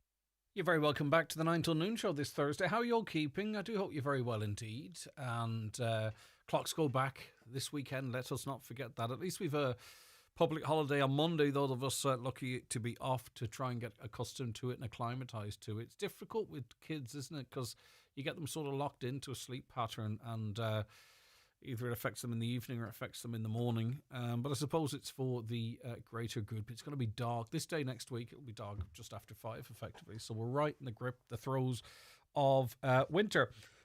And it's not too long to Christmas either. Dare I even say that? I have to say, because I want to mention our Christmas big Highland Radio Bingo Party night with a Christmas theme. It's in the Villa Rose Hotel, which I was in last weekend. A beautiful venue. It's in the Villa Rose Hotel Ballybofey on the 29th of November. So if you're looking for a bit of fun to celebrate a special birthday, just get a group of friends together, or even a Christmas party night with a difference. It's the 29th of November. Keith Fletcher and Lee Gooch will be your hosts. Marty Fields providing the music, and there'll be loads of festive tunes, because you're right at that point where all the Christmas songs start on the radio. Christmas cocktails, silly games, bingo mayhem, and €1,000 top cash prize up for grabs. I can just see sort of like a mixture of, a few people there saying, I'll go to bingo for €1,000, playing bingo very sensibly, and others with Christmas trees on their heads, drinking Christmas cocktails. It'll be a good old mix anyway. You can get your tickets if you want through Eventbrite or at highlandradio.com. So that's the big Highland Bingo Party, Saturday, the 29th of November at the Villa Rose Hotel. Now, to some of your comments coming in so far this morning on the issue of the ATU, education, etc. A caller says, while there is great apprenticeships available, employees are not given any support to take on the apprentice. We do not have the money to pay a full wage, and while training them, my own work is slowed down and suffers. Plus, I give a year of them and then they go. Does the Minister have any plans to address this? And I'm sorry I didn't get to that, but that's actually maybe part of a broader conversation we could have. Because I'll tell you, experienced people taking on apprenticeships play a massive role. And of course, that requires their time. And there's no guarantee that they're going to be there once they feel they're qualified enough to move somewhere else, go to Australia or whatever. Interesting. Let's get to some of your comments in relation to the riots that have been in Dublin over the last 2 nights. I definitely won't be voting, and if polls are correct, neither will over half of the electorate. The campaign was lacklustre, the debate's dull, and the limited choice is between a dyed-in-the-wool Marxist and a blue shirt. Sad to see, after 100 years of independence, that's all that Ireland has to offer. That's the presidential election, of course. Isn't it a government and state-sponsored media main priority to create fear amongst the people and diversions from their unpopular policies? The focus on rioters instead of the disastrous immigration policy and social upheaval is just one more classic tactic by the political elite to blame others for their failings. I think both stand, I think there's an awful lot of conversation, more conversation now nationally. We've been talking about immigration policy on this show from the get-go. We were a space where people could respectively have their point of views and not be accused of being racist because their views weren't racist. We've been talking about it for a long time now, but the conversation more broadly is happening, and you can see even political parties changing their language and their stance. In terms of creating fear amongst the people, that's not a criticism I've heard. I've heard more cover-up, more using different words to try and offset the alleged incident. There's an awful lot, if you're in the social media space, there's an awful lot of whipping up going on there by people who end up making money out of it. But anyway, a caller says the people are going to take this country back. The government better accept this, and the Garda or the government will not stop this. The government wants the people fighting among themselves what they exactly want because of our government. Yeah, I take what you're saying, but the threat of a water cannon does seem to disperse these crowds really quite quickly. and they're already reducing over consecutive nights. So I don't know where this is going to come from. Are you talking about it politically or otherwise? But we shall see. You may well maybe proven to be right. I think politically is the only way anything like that's going to happen. Right, Cosgrove Centre in Letterkenny. You're invited to join them tomorrow as they're raising much needed funds towards supporting local cancer care and support organisations, ensuring they continue their incredible work. All donations through their GoFundMe will be entered into a draw to win a €100 luxury hamper. You better go to their socials because there's no point me reading this link out because it would make no sense. And on Friday the 24th of October, hosting a coffee morning across all 3 of their stores, and everyone's welcome to join them for a cup of coffee, a sweet treat and a chat, all while helping make a real difference in the community. It's a fair play to all at Cosgroves in Letterkenny, Cosgrove Centre. So that tomorrow there's a fundraiser and they're looking for you to donate with the chance of winning €100 luxury voucher. Check out their socials for the GoFundMe link. And also there's a coffee morning across all 3 of their stores. Okay, so a good way to enjoy cuppa and also support brilliant charities. The county's #1 talk show, The 9 till Noon Show on Highland Radio. It's time for Vision Ireland Bingo on Highland Radio. It's Thursday, the 23rd of October, Jackpot Day. You're playing for the jackpot prize of €10,600 on the pink sheet. The reference number is S14. It's game number 43. The jackpot number is 68. This number can come out in any position from the next 10 numbers drawn. And now, here are your daily numbers: 38, 49, 61, 79, 87, 42, 68, 86, 58, and finally 8. Phone your claim to 910-4833 before midnight, leaving your name, contact number and the name of the shop where you purchased your book, and we'll call you back the next working day. Get all your Vision Ireland bingo information at highlandradio.com. Transform your living room with a luxurious, bespoke feature wall from Spratt Fireplaces, Newmills, Letterkenny. Our complete installations include built-in storage, electric fires, floating shelves and stunning finishes in stone, porcelain or marble. Each feature wall is designed and built in-house by our expert carpentry and stone masonry teams. No fuss, just flawless feature walls. Call 074 91 24144 or visit spratfireplaces.ie. Spratt Fireplaces, experts in heating, design and detail. If you need an eye test, look no further than Louis Walsh Opticians. Letterkenny's longest established opticians are delighted to welcome patients new and old to their state-of-the-art practice in the Courtyard Shopping Centre. Their latest technology includes a 3D OCT retinal camera which assesses the health of your eyes in minutes. Private, medical card and PRSI patients welcome. Call 91 21000 to arrange your eye test. Louis Walsh Opticians, Letterkenny. Your vision, our focus. At SuperValue, get real savings this Halloween and stock up for the bank holiday. With your Real Rewards card, get Villa Maria and Graham Norton wine case deals for €50 and Coca-Cola 18-can packs range from €10. Until Sunday, save 33% on fresh Irish sirloin steak. Signature Taste Party Food 3 for €10. SuperValue, real savings, real difference. Please drink responsibly. DRS supplies. It starts with the fall, but it doesn't end there. If you're lucky, there's the hospital bed and the faces of your family when they see your injuries. There's the pain and the operations and the months of rehab and more pain.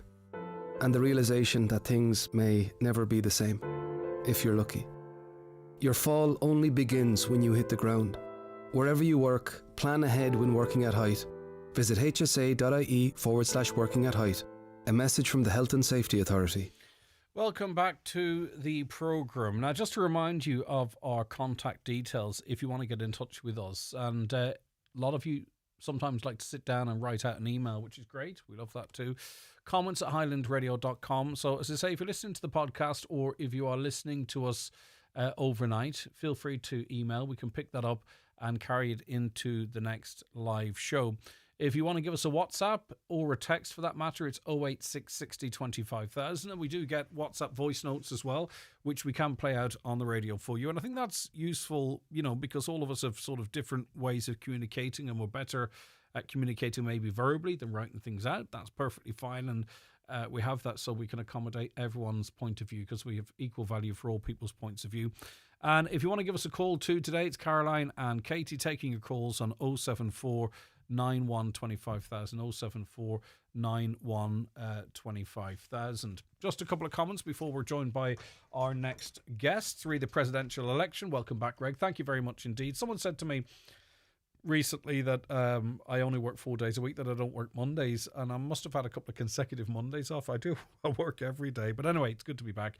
Read the presidential election.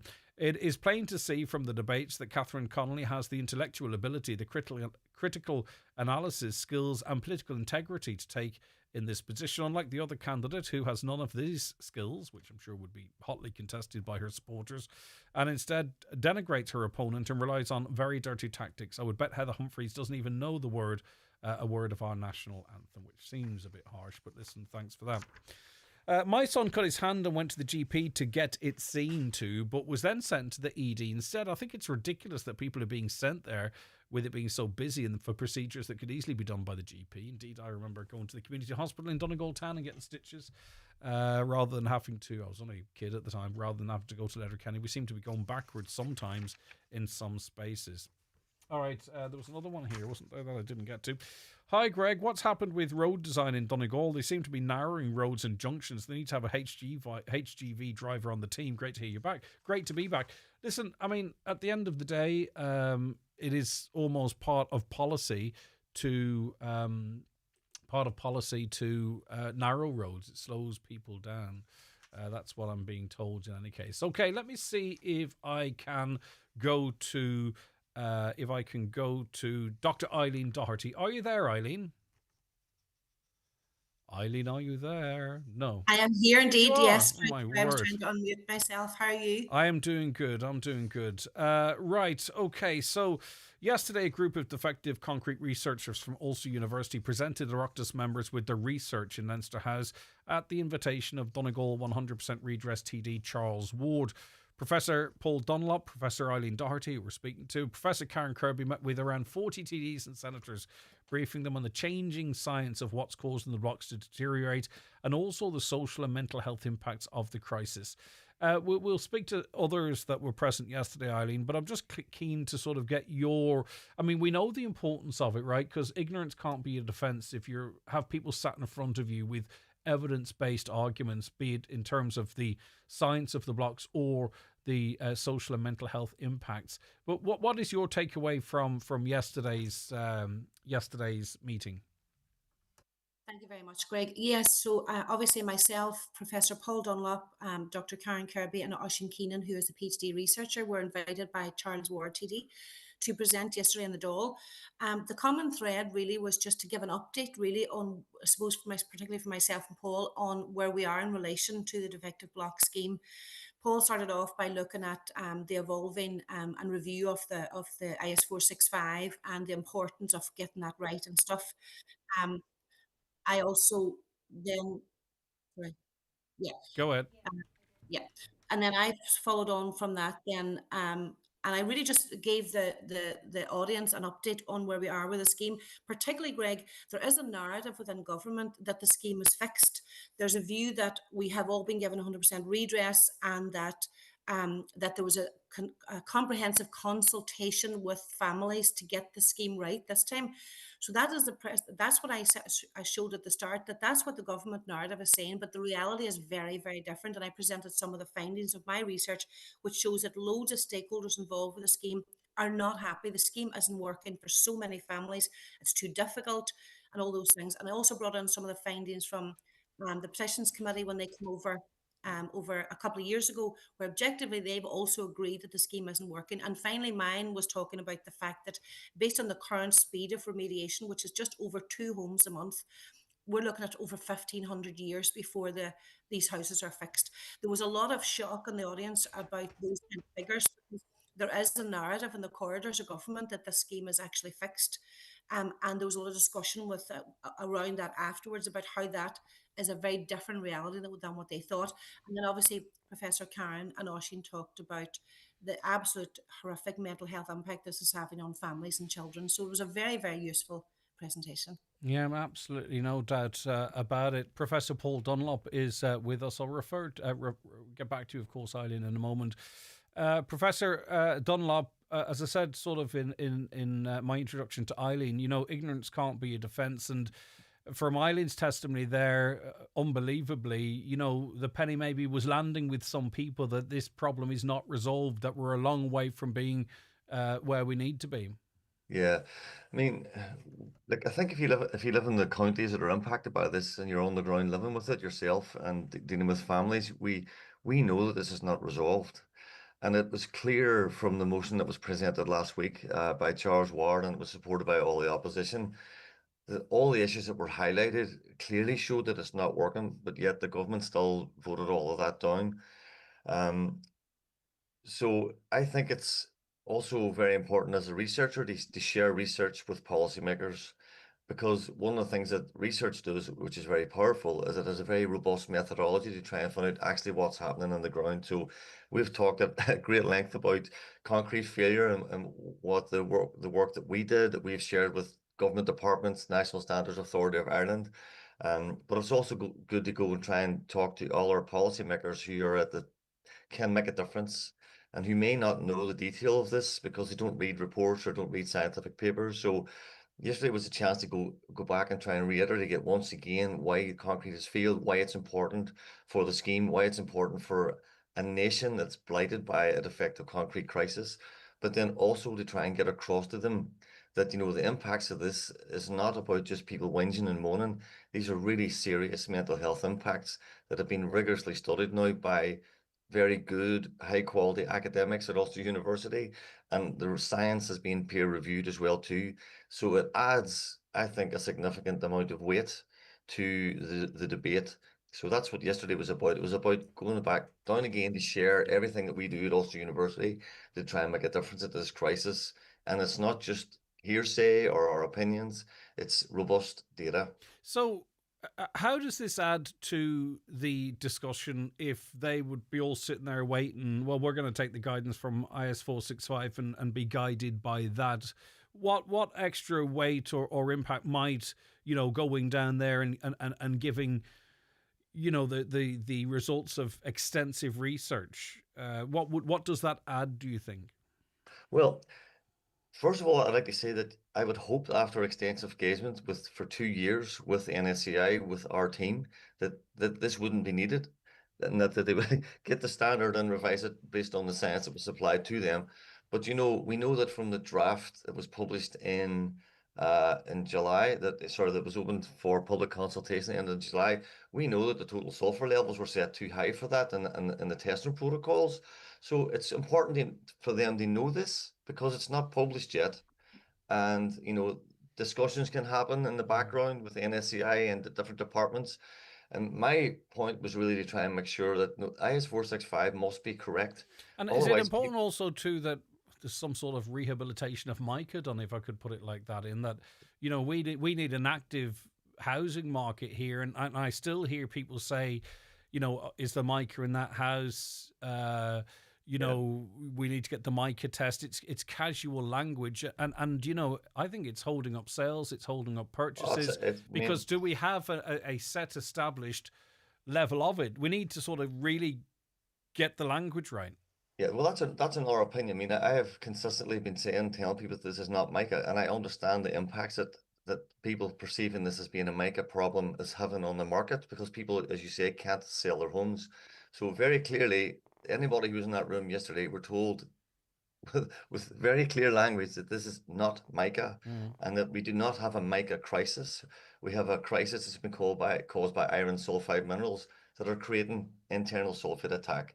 Now, we have met with the BPFI, Bank and Payments Federation of Ireland. They have a working group that are looking into conveyancing across Ireland, and we have shared that scientific knowledge with them as well, so they understand that this is also not mica, and that they need to develop a scheme around conveyancing that is not based on testing for mica. We need to be able to have a system where people can sell their homes and move on, because that is another crisis that has come out of this. Are you confident the review of IS 465 will assist in that? Well, IS 465 specifically states that it's not to be used for conveyancing. So if that is the case for that, I mean, IS 465 was developed to test defective properties, but it's being used to also test properties that are not defective, and it's having a side problem where people are going through a testing protocol set up not for them. Yeah. So And ultimately, I I think have seen this. I also have seen this scenario whereby people are using signs about how high or low the Michael level is, and it's going to impact almost value because purchasers are probably going to use that. Listen, I know it's not going to destroy the blocks, but it's kind of high. It's a peculiar. I deal with it a lot. I get sent a lot of people's reports, which I'm not really involved in this housing market thing, but I try and sort of help people if I can and assist. But I know for a fact that that they're setting MICA levels at 6% or 7%, and a bank will not lend on a property. Yet we know that there's no iron sulfides and there's no internal sulfide attack, and that property is going to be okay. So, I mean, a scientist, that we have shared, myself, Andreas Lehman, Chris Bruff from Petrolab has also met the BPFI working group, explain what the cause of concrete failure, and they're committed to coming up with a new system for conveyancing for homes. So I'm hoping in the future that this cottage industry that has sprung up in Donegal, doing mica tests and percentage of micas, taking samples or one or two samples from one wall in the home and sort of thinking that's going to be good enough to try and sell a house or to give information for I've buyer seen people security. I've seen people with the promise of quick turnarounds getting tests that actually offer no information at all, if the truth be told, in terms. And there are people spending thousands and thousands on this. So actually, it's well worth noting. We're still in the company, of course, of Dr. Eileen Doherty, who I want to go back to. Oisin Keenan has done some important research, and I hope Professor Karen Kirby is with me. Are you there, Karen? Hello, can you hear me? I can hear you loud and clear. Thank you for joining me. Can you talk to us about your role in the presentation yesterday and what information you've been gathering? So my role was to present some of the that's been ongoing for the last couple of years, and I'm joined today, as you know, by my PhD researcher Oisin Keenan. So Oisin has dedicated the last 2 years to trying to understand the scale of the mental health impact on people, particularly, I suppose, parents and children as well. Yeah, is that easy to quantify? Well, we have, I suppose, in our world of work, because we're psychologists, we use particular methods. The methods are using robust psychometric measures. So we use standardized tools in a survey to gather information on, for example, anxiety, levels of depression. We also examined what we believe. We hypothesized that there may be some trauma symptoms. So we measured PTSD and complex PTSD and suicidality in the sample as well. So we had gathered up to nearly 400 in our sample. And within that survey as well, we asked parents to talk about Yeah, you're dropping out a little. I'll go to Oisin just momentarily, Karen. Right. I just want, it's not your fault. No, I appreciate your time.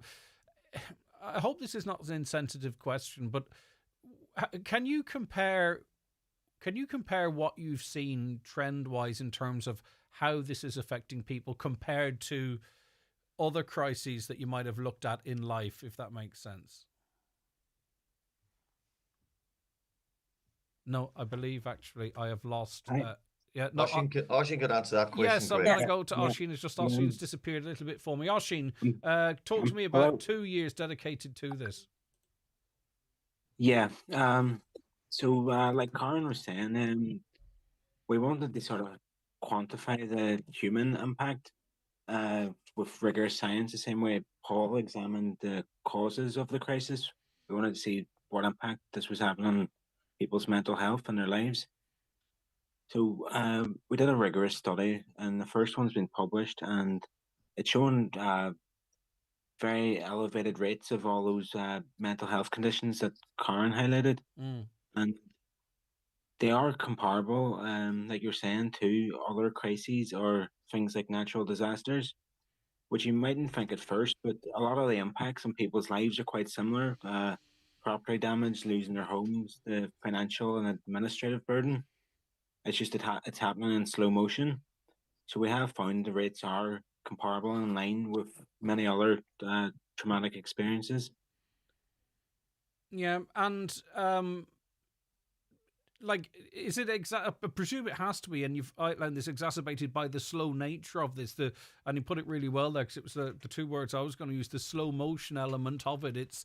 And the fact too that you're trapped in what's causing you the greatest anxiety. Yeah, exactly. It's well, you're living in it's your home. That's where you are all the time, and yeah, you can't really get out of that situation. So the problem with the slow motion nature of it is that there's less urgency for governments and responses to address it because it's happening over years and years. But yeah, we can see the impacts are causing a lot of distress for people. What was your sense of the room? I mean, obviously, Oisín, you'd have been very focused in what you were doing, right? But you were present yesterday, weren't you? Yeah, I was okay. presenting. So what was your sense of those receiving this information perhaps for the first time? Yeah, they all seemed very receptive and interested. There was several TDs there, a couple from the government, like Charlie McConlogue, and several TDs from counties that were affected, like Mayo and Clare and Limerick.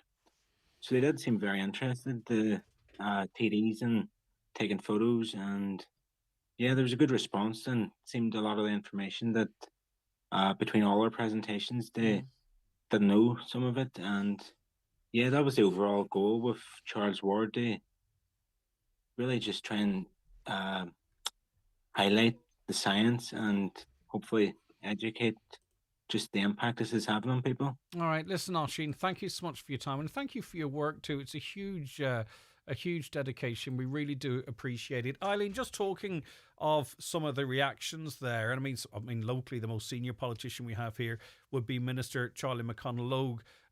Following on from the presentation, what was his reaction? What was his, I suppose, does he feel he's well briefed on this? What points was he seeking further clarification on, etc.? Well, unfortunately, Minister McConlogue didn't stay after the presentations were over. He left immediately. I don't know if he had another appointment or whatever, so he wasn't there. So he didn't engage in the discussion afterwards. But there were other TDs there, Greg, that did. My general sense was that there was a sense that people thought in the room, they thought they knew a lot about the scheme. They thought they knew about, the stuff around the science, like Paul, the protocols. I think they thought they knew that a lot about, we talked about the fact that we are perceived a lot in government, or we're made to believe or be perceived as whingers, as I was never happy, where we actually presented the reality of the situation, where there are many flaws that still need work done, not just the science that Paul talked about, but just generally the scheme. The scheme is too difficult. And then the fact, the common thread that ran through all of our presentations, where in relation to, for example, the protocol, if they had listened the first time, they wouldn't have said it was mica. Therefore, we wouldn't have been in this mess. If they'd listened in relation to the design of the scheme, if the government had worked with the families on the ground, we wouldn't have had two iterations of the scheme that are still not working. And then the outcome or the outworkings of that are the mental health impacts. So a lot of it was about saying, look, government, it's about time you started listening. It's about time you started working on the ground with the people who actually can provide the insights that you need. Like, one of the things we said was, we don't expect to get everything obviously that we want. We're not silly like that, Greg, but we realize that working together is the only way we're going to get a scheme that fits. It's the only way that it's going to work. But what's frustrating, Eileen, is and anyone, if it was a private business, if you've got a problem, you fix it. You don't half fix it or part fix it. You want to fix it all, especially if you're using someone else's, when you're using somebody else's money. I mean, that's just basic logic. If you're committing multiple billions, or you say you are, right? The whole idea presumably is that you want to make sure it's absolutely perfect, etc. And also then we have to factor in clawbacks in certain areas as well. You've got a guest with you, Professor Dunlop. Sorry, say it again, Greg. Have you got someone with you? Who's with you there? Yeah, Karen. So the Wi-Fi was better in the room, so it's better in my. All right, sorry, Karen, we were losing you there. We appreciate you rejoining us. Thanks. No, I'm sorry about that. Thank you. No, it's no problem at all. So just to recap then, whilst we have you in such a clear format, then your takeaway from yesterday, and the 2 years that's gone into this. Well, we're very satisfied with the outcomes. I suppose that we can stand over the data and the findings, but we really think now that has to be taken forward. And we would really like it if we could possibly have a meeting with the health committee. Because we also, not only are we sharing findings, yes, we're researchers, but we're also psychologists, and we have an ethical duty to kind of try and the right people who need to hear this need to hear it. So see, we need the to thing about it too, Karen, if you look at, say, for instance, when we had the awful Creasler tragedy, you know, part of the response to that was to put in supports, mental health supports, fantastically, in fairness. If we have a tragedy in a school, the first thing seems to happen as well is that there is supports, a system kicks in. The only proof of the pudding really as to how serious this crisis is being taken would be, well, what comes in at a statutory level, what comes in from the HSE or from a government to recognise the trauma and the impact, the potential for suicide in this crisis. That would be the proof of how serious this research will be taken. Yeah. And I think particularly with the suicidality rate, you know, the rates were 35%, and they're a lot higher than our national population statistics. And we've been able to compare that as well using the same tools and same measures. I think that there are some community supports put in place. I mean, I was recently talking to a representative from the National Development Partnership, and they do provide counselling, but it's only 6 sessions. It's really not enough for what we're seeing. And because we've looked at the rates are quite severe, but for depression, anxiety, and particularly for the complex trauma that we found, and as I said, the suicide rates as well, 6 sessions will never really be enough. But we also understand the source and the nature of the issue, and it's because people are stuck, they're trapped in the situation that they're in. So in some sense, there's no amount of counselling or therapy is going to relieve that issue. So what we're saying is you must swiftly put people through the scheme. Yeah, that's of course, yeah. That's what we're asking for. You see, say, for instance, if it was the downgraded homeowners, for example, if they were told we've reviewed the situation and here's a date whereby such and such will happen, you can live with that. But you can't live, or it's very difficult to live with a purgatory of we're going absolutely nowhere. We're not. There's no progress. There's no nothing. We're not. You're the psychologist, I think, right? So we're not programmed to deal with sort of uncertainty very well. Exactly, and we are able to. We actually studied those predictors, you know, the mechanisms of suicidality, and we talked about them yesterday. And some of those are things like defeat, hopelessness, a sense of entrapment. So people are trapped in these situations, and they see an inescapable, can't see solutions.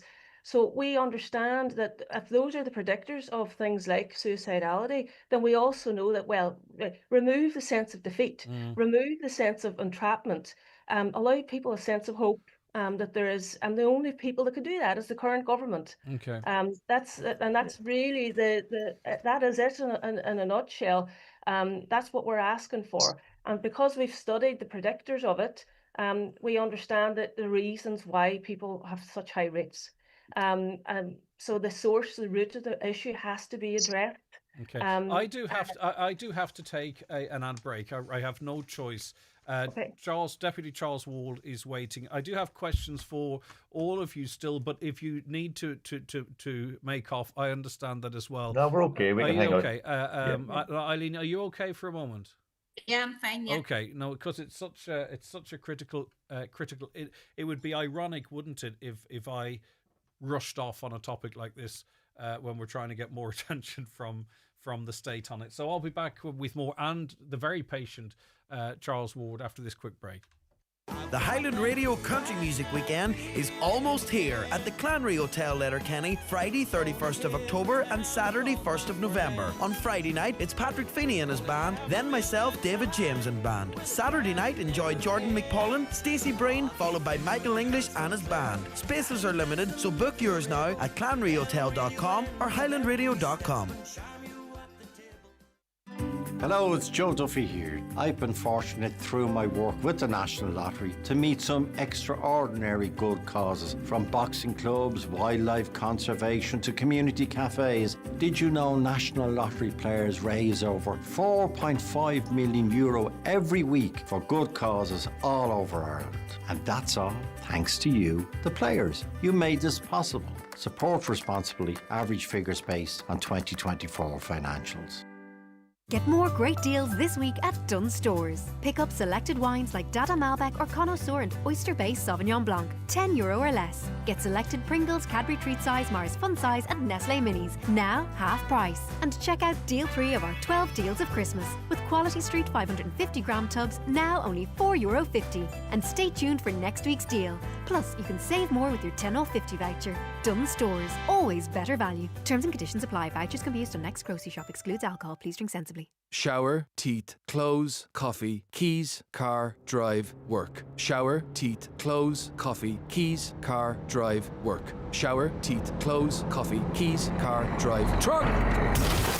You never know what's coming. Slow down on rural roads. A message from the Road Safety Authority. Visit rsa.ie. Ready to upgrade your car? At Shane Conley Cars in Donegal Town, we've got a great selection of makes and models to suit every budget. With flexible finance option and trade-ins welcome, upgrading has never been easier. Visit ShaneConleyCars.com or call in to see us at Shane Conley Cars, Drumlonagher, Donegal Town.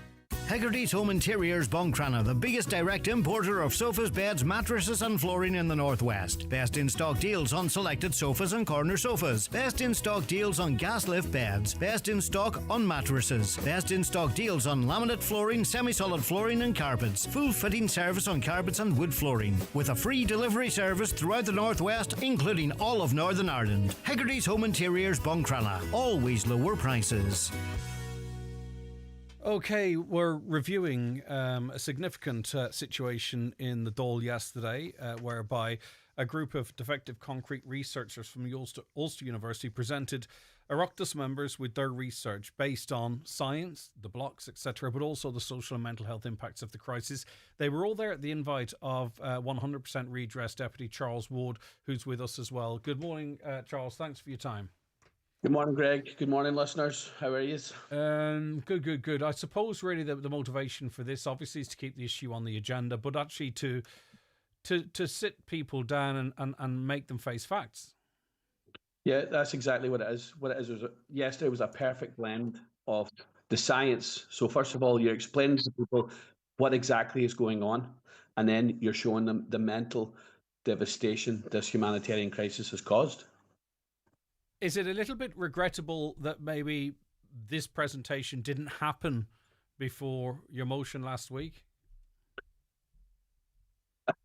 I don't know. Look, everything's about timing, Greg. And look, we had this booked, and I think it's not a criticism. I got the I'm just opposition saying in an on ideal board. world. Yeah, no, I got the opposition on board. I knew the government parties weren't going to change their mind anyway. They're not going to do anything right now, currently the way things are, until we get the review of IS 465. But I don't think if we had it a week before, it would have influenced the government. It would have just probably been the same. But how would you assess the reaction from the Donegal government deputies to yesterday? I mean, do you think anything was learned? Well, look, listen, Charlie stayed for a bit and then left, but the rest of them, no. And Pat was there. Pat, I told him in no certain terms that, we have a humanitarian crisis here. This is a humanitarian crisis that's going on in Donegal. And you have to tell the government, you have to make them listen, because we're not going away. We're not going anywhere. You have to listen. Eileen, I can't think of any other campaign or issue or anything at all whereby the people affected by this have done so much work, so much proper high-end research in relation to this. Arguably the work that, the state should have kicked in with themselves right at the very get-go, considering that public money and the health of the public was at stake here. Can you think of any other scenario where we've got so much, real testimony, the academic stuff, which is not a very academic way of putting it, to back it up? But do you get where I'm coming from, Eileen? Yeah, of course. I mean, it's sad that, like Paul mentioned it earlier, it's sad that we are still here. I mean, in 2020, when the first scheme was launched, myself and Anne Owen stepped down because we had spent very intense 6 years, kind of at the sort of at the forefront of the campaigning. And we really thought at that stage that we could hand it over and it was in safe hands and the local authority was going to look after it and so on. But, we find ourselves here and we're 5 years later and we've had to take a different trajectory. Like I've spoken to Paul and Karen and others about this. We felt like we were shouting from the sidelines for quite a number of years. And then we realized that we have to embed what we say in science. So that's why we've moved in a different direction, that we have to say, look, you can't dispute Karen's using these instruments that are validated. Paul's using these tools. We're all doing it from a very rigorous research point of view, so that when we do stand on the door like yesterday, they can't say, well, this is just anecdotal and this is just Eileen whinging, or these are facts. We're standing there now and we're saying, based on fact and research that we are actually undertaking, you need to do something. And I suppose the key thing for me is, at the end of the discussion yesterday, the question is now back to the representatives in the room. You now understand this crisis is still ongoing. We're looking at Karen and Oisin said yesterday as at a transgenerational or intergenerational mental health impacts. We're decades we're looking at the impacts on children and families. What are you going to do? How many times do we have to keep saying the same thing? And also trying to make sure that they understand that this narrative of we have been given 100% redress, that everything is in hand, isn't the case. Well, it's gaslighting, and that word's overused nowadays, but that's what it must feel like. Eileen, thank you so much for so much of your time, Dr. Eileen Doherty there. I want to come back to you, Karen Kirby, and I'll wrap it up with the deputy. I get a feeling with this crisis is that it'll only land in a generation or two when people will look back and sort of what the situation was, what we actually knew, right? Not stuff that we've learned from sort of backward looking, but what we actually knew in that time and how we reacted. And I think if I were an elected rep, I'd want to be on the right side of history on this one. Yeah, absolutely. Just as Eileen was saying, we can, with some prediction, because the rates are so high, and because we have surveyed got information about the children as well, and the rates for the children are actually quite high as well. There's a lot of emotional problems, peer issues, behavioural issues, and we used the strength and difficulty questionnaire to assess that. We can kind of predict from that there's going to be lots of systemic, so family and systemic distress. So we refer to it as chronic toxic stress. So if it goes on over a long period of time, that's why you see some of those high rates of the complex trauma. But that, we know, can contribute to the transgenerational impact. So parents are trying to raise their children whilst they're in the middle of this terrible distress. The children are trying to deal with that as well. There's interpersonal relationships can be strained. That all has a knock-on effect on the child. In real terms, then, and just as an example, if there's a 7-6, this is one of those things where we can't, as parents, protect our children from because it's ever present, it's around them. Is this the type of so a 6, 7, 8-year-old now? We need to be careful that they could have relationship issues in the future, maybe dependency, psychological issues. Is that what we talk about, the potential impact as people mature, or is that too great a generalization? Well, it's not necessarily, and we don't know what's happening exactly and inside everybody's homes. The level of nuanced details, but I can tell you one story that really made me particularly annoyed, and this is where some children who are aware that their parents are experiencing financial distress, parents have saved money, for example, for them to go to university. But the child has decided that I'm not going to go where I want to go. I'm going to stay. I'm not going to go because I understand my parents can't afford it. So there's knock-on effects and various different, there's so many levels, there's so many moving plates of how it's impacting, children. So, but I do think that when we compare it to other natural disasters, and we have done that, we've compared the rates, then we can make some algorithms and some predictions that this will continue and it will affect children later on and families. Okay. So yeah. I'll just say one last thing. Please, yeah. We do think that we have to try and speak to the health committee about it. Yeah, no, I think that's and hopefully that can be facilitated. Professor Karen Kirby, lovely to speak to you, and Professor Paul Dunlop, always a pleasure, both of you. Thanks very much indeed. What happens next, Deputy Ward, then? I mean, like, as I say, we'll be told that this is a scheme that has been designed, that it can adapt. It will be adapted. We've seen the cap increased recently. We're waiting on IS 465, the review of that. If it shows that everything needs to be tossed and the foundations come out, that's what we'll do. The government will say, well, we're doing all we can. We're ticking all the boxes. The scheme is there. We can't make people sign up to it. Well, that's what we're facing. What we're facing right here and right now is there has been no cap. There's people waiting for a retrospective payment.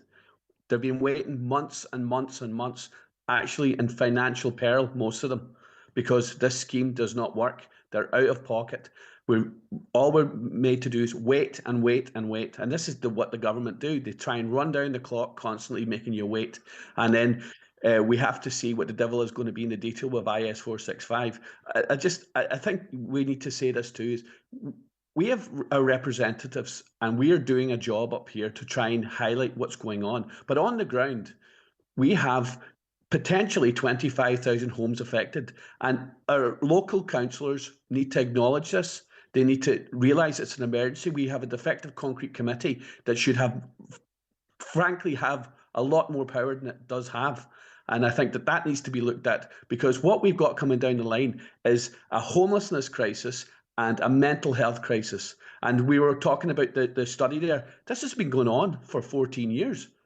There's people now that were in the middle of this when this happened. They are now adults, and they're traumatized by this. Not to mention those that are no longer with us. Yes, unfortunately, yes. And Greg, can I just say something before I go? When I was campaigning on this, I was down the country, down south of the country. I was on another radio station where I said this, and I was asked to apologise for my comment, and I refused to apologise. There's been people that have taken their life, and their names will never be forgotten. No, and I can, if I was with you, back you up on that, because I know it personally myself as well. Not personally in the way that I know the people personally, but I know very, very much so. Thanks very much for that. That's Deputy Charles Ward, Professor Karen Kirby, Oisin Keenan, Professor Paul Dunlop, and Dr. Eileen Doherty. It's the concert everyone has been waiting for. Join us for the Highland Radio Christmas concert on Tuesday, December the 9th at the Mount Errigal Hotel, Letterkenny. It's a star-studded lineup of country music starring Derek Ryan, Mike Denver, Jerry Guthrie, Keith and Lorraine McDonald from the Showband Show, Des Willoughby, and me, David James, and my band. Tickets are just €30 and now available at highlandradio.com from the Mount Errigal Hotel reception, or by giving us a call on 074 91 25,000. Overnight accommodation packages available, so don't miss the Highland Radio Christmas concert at the Mount Errigal Hotel, Tuesday the 9th of December. At DoorTech Garage Door Systems in Kilmacrennan, we specialise in the supply and installation of all types of industrial roller doors and garage doors. Whether for your home, business or farm, our doors offer the security you need. For premium quality doors, call DoorTech on 9139941 or visit doortech.ie. As a parent, you always remember the little things, but don't forget the bigger ones. When it comes to child safeguarding, do you know who to speak to in your child's school and clubs? Under Children First, all organisations working with children and young people need to have strong measures in place to safeguard children. To learn more about Children First, visit gov.ie/Children First. We were all children once. Now we are Children First. Brought to you by the Government of Ireland. Discover Centra Simple Savers, your go-to for great value this bank holiday weekend. Like selected Inspired by Centra Breakfast Bundle, any 3 for €6. Centra Fresh Irish Strip Loin Steak 2-pack, €9. And Casiero Del Diablo wine ranges, €8 each. Enjoy simple prices on all your favourites. Centra. Live every day. Enjoy alcohol sensibly. This Halloween is back, and it's bigger, better and scarier than ever before. Fawn Fright Nights return to the Lochswilly Marina from the 27th to the 31st of October. Dare to enter the haunted house if you think you can handle it. Open nightly from 7 to 10 p.m. And the best part, the price only €10. Fawn Fright Night, Lochswilly Marina Fawn. Over 12s only. Not suitable for anyone who's pregnant or with a heart condition. Highland Radio weather updates with McElhinney's. Our Christmas shop has now opened for all your festive shopping needs. Explore our extensive range of decorations, bedding and more in our homeware department, in store or shop online at mcelhinneys.com today. Okay, so the weather forecast, rain's going to gradually clear, sunshine and showers following from the west. Those showers will become heavier across our region again this evening, with hail possible, temperatures 9 to 11 degrees. We ran over on the last topic a little, so I do have to take one more quick break before the news at 11:11. Stay right where you are. Loads coming up in the third hour. We've got a cracking show there for you. Conas tá cuasaí? Conas tá chláán? Conas tá tú féin? Conas is féidir am cebhar leat? Tá síon tacaíocht do riine a bhfuil néaltrú arthú leis an gceist conas a chur. Cé gur focail beag é conas, déanann an nasc sóisialta seo difear mór. Má tá aithne agat ar rinne a déan néaltrú a bhaim arthú leabhar leo. Fólam conas is féidir leat cabhar le pobal a thógáil atá cumsíoch ó thaobh néaltrúthe ag understandtogether.ie on HSE. Whether it's on a bagel, in a cheesecake, or your very own secret recipe, if you love using Philadelphia cream cheese, we want to hear from you. Highland Radio has teamed up with Philadelphia Cream Cheese, the original, for your chance to become a Philadelphia local ambassador and win a €250 voucher. For your chance to win, listen into Around the Northwest this week from 12 p.m. and keep an eye on our socials. All with thanks to Philadelphia, the best friend in everyone's fridge. You've got a friend in Philly. All innovative, all inspiring, all yours. Discover the Audi 261 range with Audi All Access at your local dealership. Join us at our nationwide open house event from October 17th to 24th and experience exhilarating test drives, unmissable offers, and exclusive product upgrades. Book a test drive with Audi All Access today. Audi. Vorsprung durch Technik. You value bank holidays that bring more to the table, like exciting Lidl Plus offers. Roast-worthy Board B approved whole medium chicken, 14% off now $4.29. And outstanding Guinness savings, 15-pack was $29.50, now $24.85 plus deposit. Lidl, more to value. Get the facts for Drinkaware, visit drinkaware.ie. If you have a cough, flu, sore throat, or if you're just feeling miserable, don't suffer through it. At McGee's Chemist, we have the expertise to help you feel better. Our pharmacists and experienced staff will recommend the most effective over-the-counter solutions and give advice on how best to manage your symptoms. At McGee's, we have a wide range of trusted brands and products to help you recover. McGee's Chemist, Main Street, Letterkenny. For healthcare help and advice you can always trust. Ready to kick off your Christmas party season? Get the gang together for the big festive bingo party happening Saturday 29th of November at the Villa Rose Hotel, Ballabufay. It's bingo, but not as you know it. Expect festive tunes, cocktails, daft games, plenty of laughs, and a €1,000 top cash prize. Tickets are just €25 plus booking fee, and they're on sale now at Eventbrite or highlandradio.com. So grab your friends, your workmates, or your whole office and make it your Christmas night out. The big festive bingo party. It's bingo with a festive twist.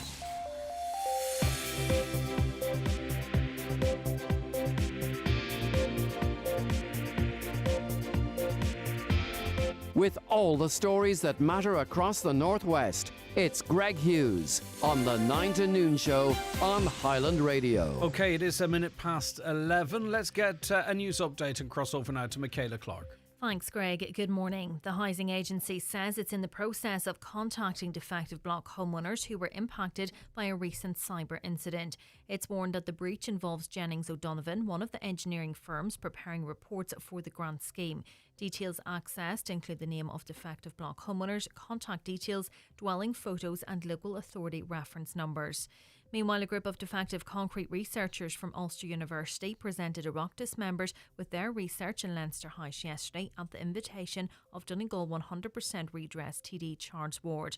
Professors Paul Dunlop, Eileen Doherty and Karen Kirby met with around 40 TDs and senators, briefing them on the changing science of what is causing the blocks to deteriorate and also the social and mental health impacts of the crisis.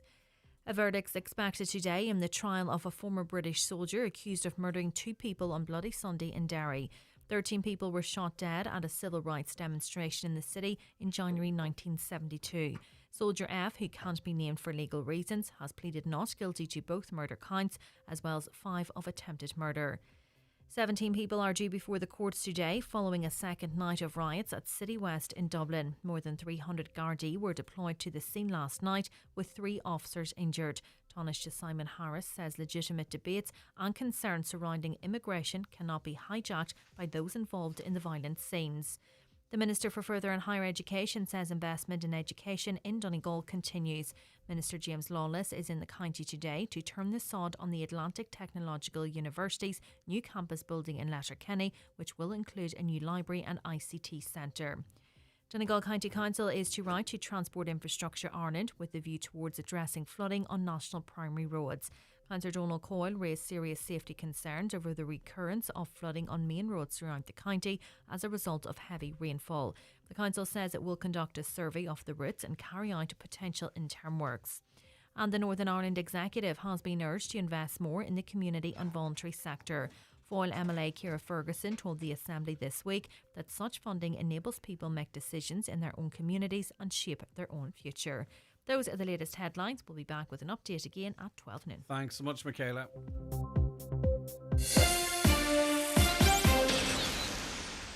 There's something terrifying in store for you at Aldi this Halloween. Choose from our range of sweets from as little as 72 cent. Roar and Dream chocolate treat size packs just €2.29. Traditional Barnbrack, including a ring, 2 for only €2. And 2-litre Vive Cola just 99 cent. All dead good value and everything you need to be the life and soul of your Halloween party. Aldi, all treats, no tricks. While stocks last. Deposit return scheme applies. Right, you are very welcome back to the programme. Just to remind you, our email, comments at highlandradio.com, WhatsApp and text to 086 60 25,000. I think I'm joined now by Louise McCormick, AI consultant and doctoral researcher in Trustworthy AI. Good morning to you, Louise. Good morning. Great to have you on the programme. AI now, there's a broad adoption of it, I think, amongst the public. It's very accessible and it's very integrated now as well. And we are starting to see, people being have access to the likes of Sora 2 or, stuff from Grok or third-party apps where AI is becoming... It's very... I find it, unless you're employing common sense, almost hard visually to... distinguish it from what's real, and we're starting to see it sort of invade our presidential election, for an example. It's something that's really come to the forefront. AI, of course, and technology in general. It's something that we've had in our society and something that's been creeping up on us. I think the very blatant examples of things like the deepfake of Catherine Connolly, for example, has made people more aware of it and more fearful of it.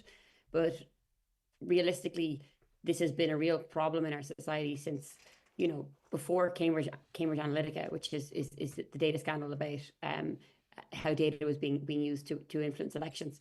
And that was being done since 2010.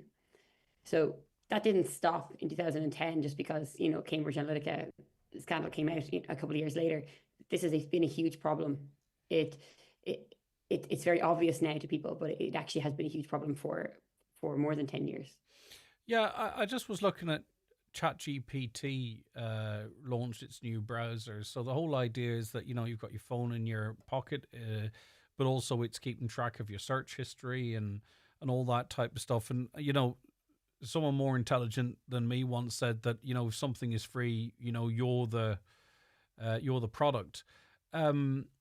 And we all want the latest stuff and to have access to our latest. So it seems actually there's more data being scraped now than less data. The data has always been scraped. The idea of like one company coming out and being, and saying that they're collecting your data. All companies are buying the data from each other on you. There's a huge market. There's been a huge market where people are buying this data on you and profiling you and cross-referencing it. Thanks to things like the GDPR, companies like, for example, social media companies and all these companies who are collecting your data on the apps, those companies have to put into their privacy policies if they're buying other data on you, and they all will say, we're buying other data on you. So the idea of collecting across various, things on your phone, this is already happening when you're going on various websites and cookies and so on. The data's already been collected and it's already been shared between these companies because they're buying it up from each other. And personally, I don't mind it. Like, I'm conscious of what I'm sharing with Google, right, and what others are, but I find it very useful for maps, for an example, real-time traffic congestion, etc. So it's happening all the time and there are benefits, and it's not something, I don't really feel I've got anything to hide. But back to the AI and the image generation and the video generation. I mean, the jump between Sora 1 and 2 was huge, and God knows what's to come next. And some of the video Grok's outputting is just really quite remarkable. How soon is it before we're not going to be really able to tell the difference, or enough people aren't going to bother researching to it becomes a very, very significant problem? It's back to, we can already make these kind of videos. Of course, it's easier and there's more of them. But the problem is not making the videos, because the videos can always be made. Like, they can be made by Hollywood, they can be made by anybody. The videos can always be made. The problem is who's taking those videos, taking clips of them, profiling individuals and deciding to show them to those people at periods over time to influence what that person thinks. Because a video just can exist on a local computer. I can have a video on my computer of anything. I can have a deep fake of Catherine Connolly on my computer. But what good is that? It's only good if 1 million people see it, or if a couple of 100,000 people see it. And specifically the people who are on the fence about voting, whichever way. So the videos in of themselves aren't so much the problem as the platforms that are deciding who to show them to. Well, that's and it. We though. have no visibility over this. Yeah, and we have the AI Act, which is coming in later next year. Okay, but the social media is the Wild West. Even companies that were pretty tight on misinformation, disinformation, your likes of your Facebooks, etc., they've had to roll back now because of the trailblazing in this space that X is doing. Verifications that should actually be happening now in Ireland simply aren't happening, and these companies are based far away, and then people have VPNs and they can circumnavigate this stuff in any case. So how is this going to be policed? Is it policeable? So the AI Act, part of it is actually already in force. Article 5, which is the part that prevents the worst of manipulations. It prevents things like mass manipulation of vulnerable groups, including youths. That's been enforced since the 2nd of February. So in terms of policing it, I would argue that there are many platforms that are using AI algorithms to materially distort and cause harm to vulnerable groups. I would argue that is already happening. So how can we police it? That's been enforced since February. This will have to be argued out in the courts. People will have to take, class action suits, I think parent groups and so on, and say my kids are being materially harmed. Yes, but people have been very careful to hook that wagon to the free speech wagon. And we've seen this in America. We know the head of X, for an example. We know what his thoughts on certain issues are. We know then the content that he pushes to certain people. And then we know the influence that can have, for an example, on the UK government. Let me put it, so like, without talking about which marginalised groups I'm talking about, I don't see any evidence that can actually be controlled, because it's global now and it's at the whim of an individual if need be. So platforms like we'll just say like Facebook, TikTok and so on, for many years now, there have been studies done to show that they are causing harm to youths. Like you don't need an academic study to say that these platforms are causing harm to youths in our society. So the option that we have now in Europe with the regulation is that we can start building platforms that adhere to that and that don't cause harm. And then we will have the option to start moving towards those platforms. And that's the trend that I see happening. I see we can't control them. Yeah, but I think an example of that with respect, though, Louise, would be Blue Sky. And it just becomes an echo chamber of the left, with extreme people on the left in that too. And as soon as someone of the left steps out of line, I'll give Keira Knightley as an example, all of a sudden it becomes as toxic a place as what it professes to be the opposite of. So I can't see this euphoric sort of middle ground space ever emerging. There is a middle ground to be had. And I would definitely agree with you. I think the left have done a very, very poor job of being inclusive. And exactly what you just said with this example, you say one thing wrong. Someone with good intentions who agrees with a lot of liberal values, like they want people to have access to education and healthcare. They want a lot of the things that people on the left want. They want freedoms for people. They believe in fairness and things like that. And then somebody with that good attitude and good heart says one thing, and all of a sudden they're called this or that. Or I think a very good example of it is that the left has been very, I guess, tight about not allowing people to talk about immigration. If somebody says something about immigration, they say, well, you're a racist. And that's not necessarily always the case at all. People have problems with how the country is doing it. And I think that's a big problem. And that divisiveness is preyed on by algorithms who force people down these funnels. It's the polarization that we have is a direct consequence of that. The inability for people to talk. And I would definitely, I would be definitely very liberal, very left wing, and it upsets me every time that I see people who I share a lot of opinions with cut somebody out or cut somebody off or tell somebody that they're kind of nearly make out that someone is uninformed just for having one differing opinion. And that complete stonewalling of any ability to have a conversation, that is something that's happened because of algorithms, because of recommended algorithms. But there's also we are a commodity, we're a product, and it doesn't matter really if you're trying to make money, if you're of the right or of the left or wherever you are. If I can dominate your attention, then so be it. Also, to Louise, what really does concern me, and we have seen it already, but we're going to see more of it, right? Is individuals, not movie stars, not corporations, not what have you, me or you, being completely misrepresented in artificial intelligence. And I think I said it a little earlier, a lie travels far quicker than the truth. That's where the where you can't necessarily research as such. That's where the reality versus the AI blur is really going to be a problem. And we've seen it I've spoken to families of young girls who have had their face superimposed on in inappropriate ways, and this was way before where we're at now. Yeah. Is there any way to police that, do you think, Louise? Well, the next part of the AI Act that's coming in next year, you will have to, if you're making a piece of software that is generating AI content, no matter what that is, they have to show that it's been generated by AI. So that is a new requirement that's coming in, that it has to be, how difficult will it be for that to happen in real time? So there's two things that people do with the content. One is that it goes on recommender algorithms and it gets pushed out through algorithms, and those algorithms are responsible for the spreading of that content. And the second thing is that it gets directly sent to somebody. So that's something like on a WhatsApp message, things like that. And the people who are sending that are responsible for that content. And that is where there's a real harm for that personal content.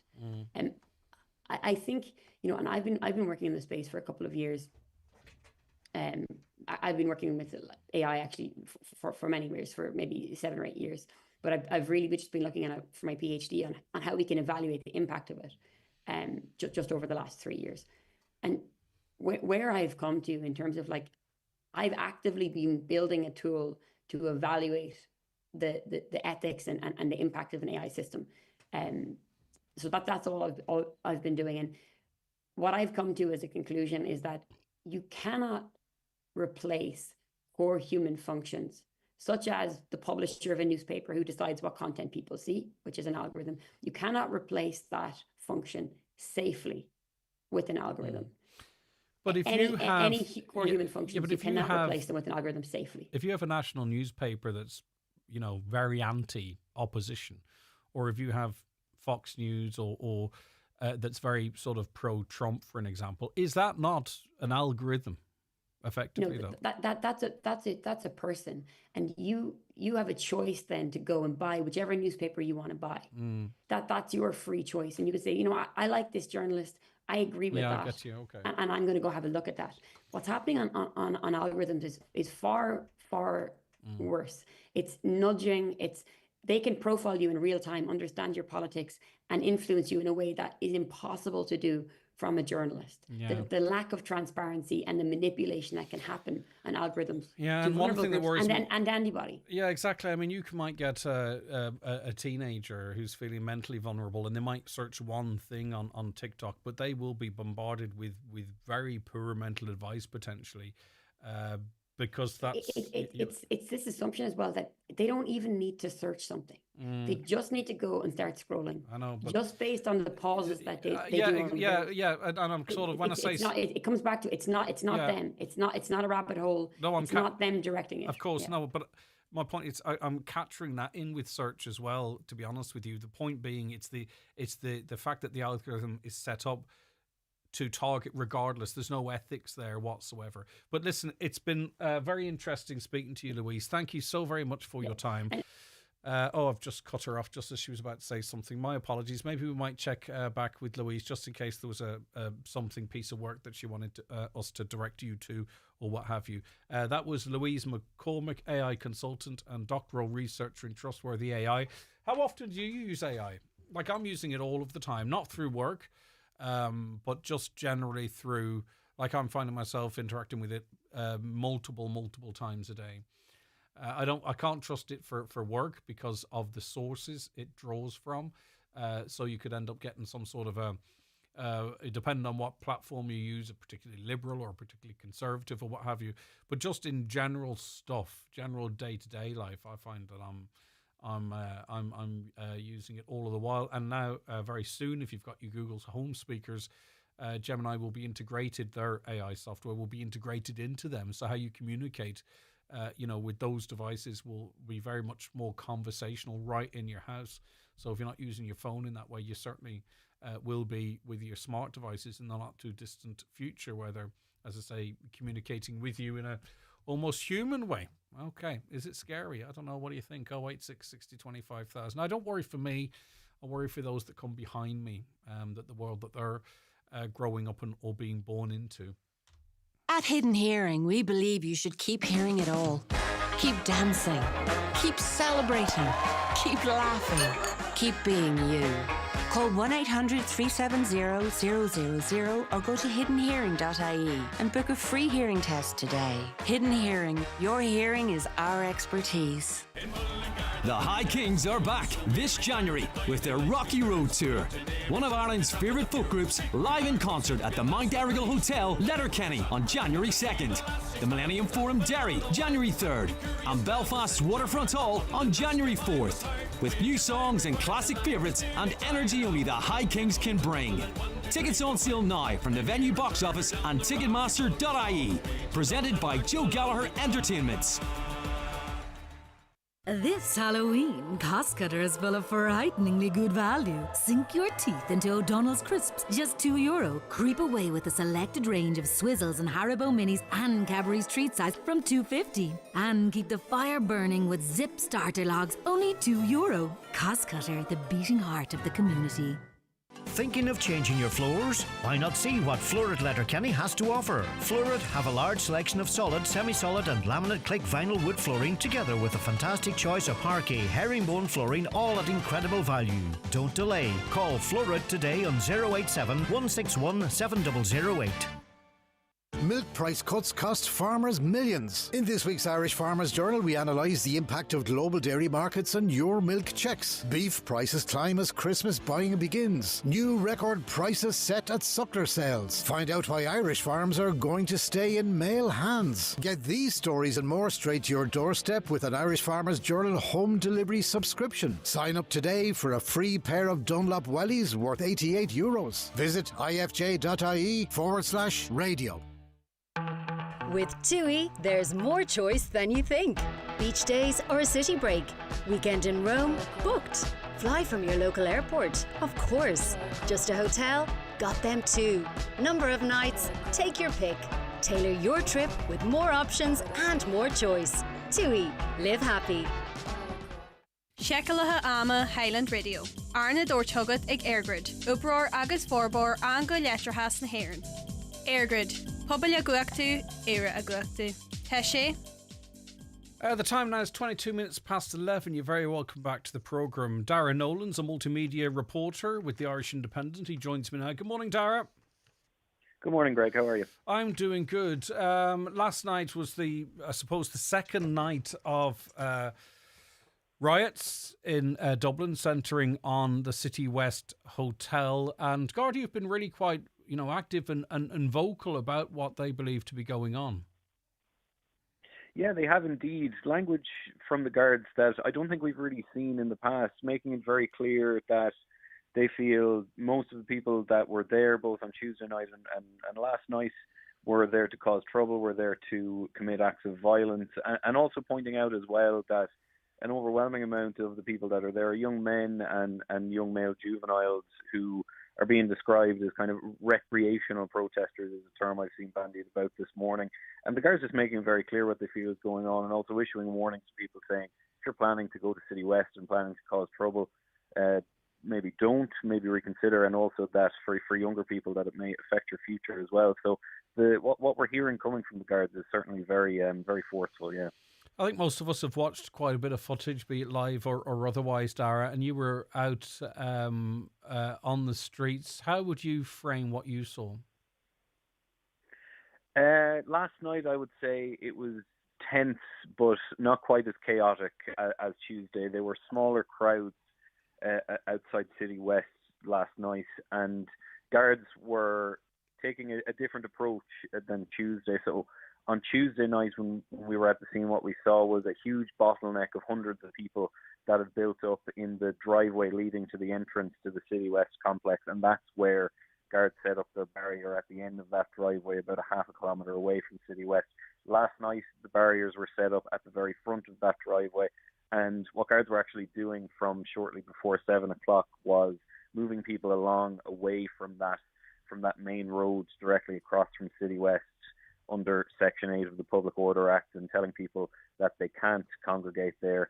And then we had lines of guards formed at either side of that main road called Garter Lane across from City West to prevent people from getting anywhere near the complex. And then later on, what we saw as tensions kind of flared, fireworks were being thrown towards Gardaí on that barrier. This was when a line of soft cap Gardaí were blocking the protesters. That's when armoured Gardaí with riot shields were then joining that line as well, and creating a further bit of distance between the protesters and the line of guards. There were attempts made by those protesters to breach those Garda lines, but they were unsuccessful. But again, more abuse being hurled at guards and more missiles being hurled at guards as well last night.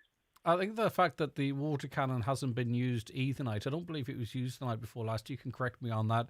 Gardaí would see that as a success of the other elements. Maybe they see that as the action of last resort, not least, because maybe they choose not to, but also the imagery of it and how what it might sort of, the escalation of response that it might sort of talk to. Do you think they might see the fact that they haven't had to actually use that yet as an operational success? Yes, absolutely. And the water cannon was on site on Tuesday evening when the protest was much larger and more violent and really descended into a riot. The water cannon actually wasn't on scene at all last night. It wasn't deployed, nor was it used. And look, that is a testament to, I think, first of all, what the guards have said all along, which is that their response to any unrest in City West, it will be robust, but also proportionate as well. And look, there were hundreds of Gardaí on scene last night, I believe 300 in all. The air support unit was overhead. We saw the Garda helicopter overhead frequently throughout last night. We had 150 uniformed Gardaí and 120 public order officers as well. So they would have seen that response as a success, I think, and the use of those barriers along the main road there in City West and making sure the crowds couldn't gather in the way that they did on Tuesday. The situation was really handled differently, but also as well the situation did unfold differently owing to how much smaller the crowd was last night. I mean, obviously there are those predicting this will just continue and continue and continue. Do you think the Gardaí are hoping to sort of wait it out, more or less? The numbers begin to, might dwindle further as the days go on? I think that is what they are hoping, but as well as that, I think guards are prepared for all eventualities over the coming days, and that's what we've heard from Garda Commissioner Justin Kelly over the last day or two, and from other senior Gardaí as well. is that they're prepared for anything else that happens in City West and indeed in other locations as well, because some of the online rhetoric has kind of started going in that direction of travel as well, suggesting that if Garda resources are being pulled into City West, then maybe these people need to try and protest in other areas as well. So Garda are very much prepared for whatever comes their way, whether we see scenes similar to Tuesday night again, whether it's similar to last night, or if something else happens. So Garda are very prepared, I think. Listen, I mean, most people, as I mentioned, have seen the videos. There's no doubt a good proportion of those that have turned up are just there because there's disorder and an opportunity to attack the Gardaí, who they probably don't like to begin with. But there are obviously concerned citizens, but many concerned citizens ride around the country, because what sparked this latest disturbance is an alleged assault of a 10-year-old girl, a vulnerable 10-year-old girl, on the grounds of City West Hotel. And people are dissatisfied with the Garda and government response to that. Obviously, people have to be careful because this is a potentially something that could go to trial, right? And people need to be careful that they're not in any way compromising justice. But, you know, do you think that anger, because this is not going to be the last story of this nature, how are the government, the Garda, going to deal with that? It is hard to know, and I think, look, at the end of the day, there isn't a whole pile that we can say about that case. But look, people in City West are angry, and I think that can be seen in, you know, we had a much smaller protest up there on Monday evening, and those people were actually able to get all of the way onto the City West Hotel complex, and they were right at the front gate to the iPass Centre there. So, look, there is some anger in that community, and there are people who have spoken to the media in recent days as well who have said that the presence of the iPass Centre there at all has changed Sagart Village as a community to an extent as well.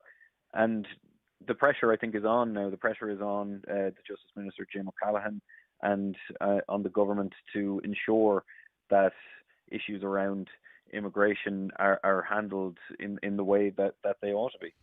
Dara Nolan, thank you. Dara, I beg your pardon, is a multimedia reporter at the Irish Independent. Now, to some of your comments before we take a quick break. Did Greg say there wasn't support for those affected by Creasy? The HSE supplied a dedicated social worker. No, actually, I praised the response. I praised the response to by the HSE, and in fairness, the government, who put resources immediately in place.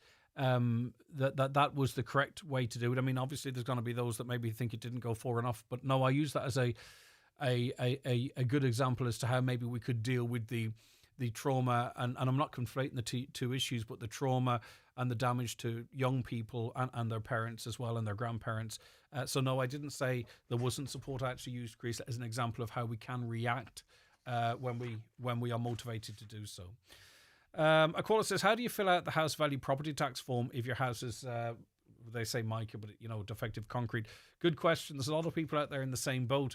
You see, until such time, and I'm open to correction here, until such time you're on the scheme, you don't really have defective concrete, I would imagine, in the eyes of property tax. If you know what I'm saying, you could try and make a point and undervalue it, but someone could have a crack in their house and say, well, my house might have defective concrete. Here is my valuation. So there's someone out there that's going to know the exact answer to that, but I would imagine that your property tax valuation would only be influenced or affected if you actually were officially on the scheme. But please correct me if I'm wrong. Don't take that as factual information. That would just be the common sense determination. Hi, Greg. Thank you for mentioning the downgraded homeowners again with regard to the mental health impacts. It's so frustrating to be stuck in neutral with no timeline or hope and constant delays and denials. I appreciate your ongoing coverage of the entire crisis and your support. Listen, that's our value here. That's why I turn up for work, to be honest with you, to be able to not take sides, but give people a platform to speak about these types of issues, but also, hold those that make these decisions to account if there are flaws there. That's the only reason I do this. I've been watching Deputy Ward the past few weeks presenting in the Dáil, and it was empty. He was speaking to 10 to 15 people on his side of the room. No point speaking to people who already agree with what he's saying. Well, Unfortunately, you have to talk about pay rises to fill the dole out, or there has to be a vote of no confidence. That being said, whether people are there to hear it or not, it's not insignificant that these words are recorded on the record that are there for ever, effectively. So I get where you're coming from, but it's not completely futile either. It's all good talking about people being pushed out of the system, but there are people who have been told they aren't eligible at all and can't even get on the system in the first place. I know. I'm a council tenant and waiting on a test to buy council housing. My husband is sick and the test has taken almost a year, so time is running out. Every time I go into the council office, I get fobbed off. Right, so you're looking to purchase the house, but you're waiting on the council, the vendor, to do the test. Is that the scenario? A caller says, our house was falling down and my husband died during the process. The stress of trying to navigate through the rebuilding in our 70s was so huge that I firmly believe it contributed to his heart attack and death. The house is now rebuilt and I'm living in it alone and I hate it. The mental stress of what we've been through is huge and my life savings of €30,000 is gone on the rebuild. And that is a familiar story. And thank you so much for calling us and sharing that. And I'm so, so sorry for your loss. And, I'm sure if your hubby was here with you still, maybe you could, get over the loss of the savings and love the house because you love it with him. But I think I know exactly where you're at. And the house would feel empty, not just physically, but also emotionally, because the person that, you were on this journey with is no longer with you. So I'm very sorry what you're going through. I hope maybe you have a look at maybe a bit of bereavement counselling. You have an awful lot to be dealing with. But look after yourself, please, and stay in touch with us. I'm so sorry with what you've went through there. Everyone I talk to says they're out an extra 60 or 70 grand in rebuilding. So many of my work colleagues have gone for an outer block only because it fits into the scheme without adding any more money on it. Money they just don't have. And I mean, if I were in that boat, I think you might find yourself going down that route. Right. Keep your calls, comments and texts coming into us. They're very valuable because they help us. And they get you your point of view out there. All right, back with more shortly. Watch the show live now on YouTube, Facebook and at highlandradio.com. Mary came into Londis today. Well, Tom, how's your Halloween going? Not too bad, Mary, says I, bobbing along. I thought that was quite a good one, actually. This Halloween at Londis, it's buy one get one free on O'Donnell's Crinkle Cut Sharing Bag Crisps range and buy one get one free on selected 7-Up, Club and Pepsi bottle ranges plus deposit. And enjoy Villa Maria Sauvignon Blanc for just $9.99. At Londis, we know what locals want because we're local, like you. Enjoy alcohol responsibly. Offers end 27th of October in participating stores while stocks last. It's the Donegal Creamery's Milk €500 cash splash. We're giving away €500 in cash every week. Scan the QR code on promotional packs of Donegal Creamery's Milk and you could be making a splash with €500 cash. Pick up special packs of Donegal Creamery's Milk in store to find out more. Terms and conditions apply. The €500 cash splash with Donegal Creamery's Milk. So, what's your favourite tool? For some it's their hammer, passed down from their dad with just the right balance, or that new go-to impact driver. Here's a tool that's sure to become your new favourite, the new Screwfix app. Download today to browse, check stock, get exclusive offers and quicker collection when you check in the app. The new Screwfix app, your new favourite tool. Autumn is here and so is your last chance to save. The Easy Living Furniture Oktoberfest sale has been extended until Sunday. Enjoy amazing reductions across every department, from comfortable sofas and luxurious mattresses to elegant dining sets and on-trend accessories. Now's the perfect time to give your home a cosy autumn makeover. Sale must end this Sunday at Easy Living Furniture, presently Retail Park, Derry. You know the way your energy bill turns up, and you start doing maths you haven't touched since the Leaving Cert? Yeah, not with Uno Energy. With Uno Energy, you get monthly bill predictions, track what you're using by the hour, and even see where you're overspending. It's the tumble dryer. It's always the tumble dryer.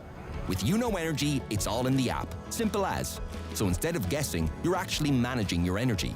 Uno Energy. You just know. ROI only. 18 plus. T's and C's apply. See unoenergy.ie. For your next menswear choice, visit Watson Menswear in Letterkenny. From suits to casual wear, there's big names to choose from like Andre, Rima's Umo, Superdry and Penguin. If you're going to a special occasion, get fitted in style for less with a 3-piece suit, shirt, tie and shoes, all for an amazing €299. That's at Watson Menswear. Open 7 days a week on Main Street, Letterkenny and online at watsonmenswear.com. The Christmas Club is also now open where a small deposit will secure any item. Okay, John Wilkie joins him now. Hi, John. Yes, Greg, how are you? I'm good. Now, you're reflecting on your past 4 years working in healthcare. Yes. Greg. What's your reflections? We're talking about the accessibility of the county, really, aren't we? Yes, just it's accessibility for people with disabilities, Greg. To cut a long story short, I know I could go on here all day about it, but just particularly doorways, things like that, stairwells, people getting indoors. Even I was out the last day there with a client, and just trying to get in a door, and it's just awkward. You have the same sort of situation. I know the council have done a lot of work in that field, and they're trying hard at it, but it's maybe there should be some sort of an audit done on the county. What buildings are not accessible? You mean all buildings or public buildings, John? Well, public and private. If you go down the street, there is buildings you can't get into. If we are to include people, this inclusion. If we are to include people, even people with visual impairment, disabilities, all sorts of mental health, all sorts of. It covers a big spectrum. They say there's 1 in 5 now in the country, and the same in Northern Ireland, about 21%, whatever. But it's just trying to make it a wee bit more accessible for folk. I mean, obviously, there's parts of Donegal, Letterkenny, wherever you want to pick, where it's old buildings, and maybe they're not designed necessarily to accommodate a modern wheelchair. I hope we're not making the same mistake that all new buildings have to have doors of a certain width. That certain, all floors are accessible to people with a disability. You would hope we're at least getting it right in terms of future planning. But there are ways you could incentivize people to retro fit their properties to become accessible. Oh yes, I think if you even look outside your own front door, that's where I start. That's not accessible. I mean, I had a few issues with my own health a few years ago, and I know all about it. Being in a wheelchair, there's places you can't get up, curbs, etc. Even on your own doorstep. But maybe we should think, the planners and the engineers, with a new futuristic plans in Letterkenny, which is coming up. But there's things, you see, the thing that concerns me, you also reference people who are visually impaired, right? So we can sort of look at ourselves, but we can also look at the local authority. So us, for an example, you see sandwich boards out, you see businesses with chairs at the front door, you see people ignoring stop signs, you see cars parked on the footpath, you see people not looking after their overgrown hedges, you see people allowing their dog to crap on the sidewalk or the footpath. Sorry, I don't know where I got sidewalk from.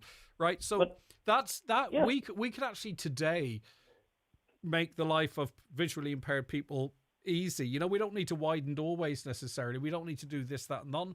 And I'm concerned if we don't crack that. How then can we do the bigger projects? That's a great point. But even allowing people into the town, you know what I'm saying? I'm not going to talk about traffic today because I'm talking about it you talk about it a lot.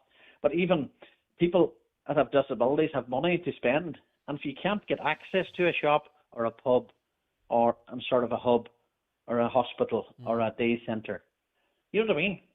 Because it ends up in poverty. So I'm not going to bother. I'm not going there today. I'm not, No, well, that's not inclusion, though, is it? That's not being part of society. No. That's being excluded. Yes, exactly. So, look, and I know there's Acts 2005, and there's all sorts of different legislation involved. But it's just even to think what the county council could come up with, even with an audit, to see the buildings, to see what has to be done, and maybe they start somewhere. Let's make inclusion work. No, there's a good title. But look, it's just trying to make things better. When you're out with people that are blind and on wheelchairs, and I was in Sligo the last day as well, look, we could do better, I think. Yeah, but as you say, you need a bar, don't you? In the audits where you get the bar, you sort of say, well, where Yes. are we and how can we improve? No one's Well, I think the expecting... council themselves and the council's fair play to them. They all try very hard. Now, I have to say they're very good in Letterkenny, but we could do a bit more. We could push it a bit push it a bit more, you know. And unless you have a disability or somebody in the house with autism or any kind of disability, you know, like even diabetes, even getting out, getting in, arthritis, autism, there's a massive, Well, public toilets, access to yes, public exactly. toilets. Even around the town park. If you're pregnant or you've got a bowel condition or stomach Well, condition. I even see, and I do a bit of climbing there, Greg, as you know. Look, and they've done a bit of tarn down in Errigal, so that's looking good at the moment. We're waiting still for Portaloos, even a disability toilet, you know. So that sort of way. Yeah, all right, okay. Well, we'll see what people think. Thanks, John. 086 60 25,000. That's the WhatsApp and text number. Or give us a call on 07491 25,000. Your views on that, but also your lived experiences are very valuable as well. What is the reality of it? You know, like say, for instance, there's a scheme that's just been announced whereby people would be incentivized to get tax breaks for, you know, first level property, you know, above businesses. Like, is a proviso of that they're wheelchair accessible, for an example. You know, that's a new plan, that's government money. If we're not doing things like making sure that, you know, government incentivized development is appropriate for people of all abilities, well then we're arguably misspending public money. Now, just to let you know, on Saturday we're broadcasting live from the Ora Leisure Centre between 12 noon and 1 p.m. The way it works with the presidential election, it's not like the locals or generals whereby there's a ton of action, loads and loads of tallies and really strong indications, because obviously this is a national vote.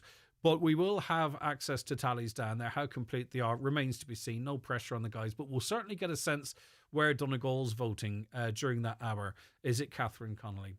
Is it I was going to say Mairead McGuinness. Is it Heather Humphreys? Is it Mr. Gavin? He's still on the ballot paper. And what about the spoiled vote protest? Well, we'll be able to get a sense of what's going on there as well.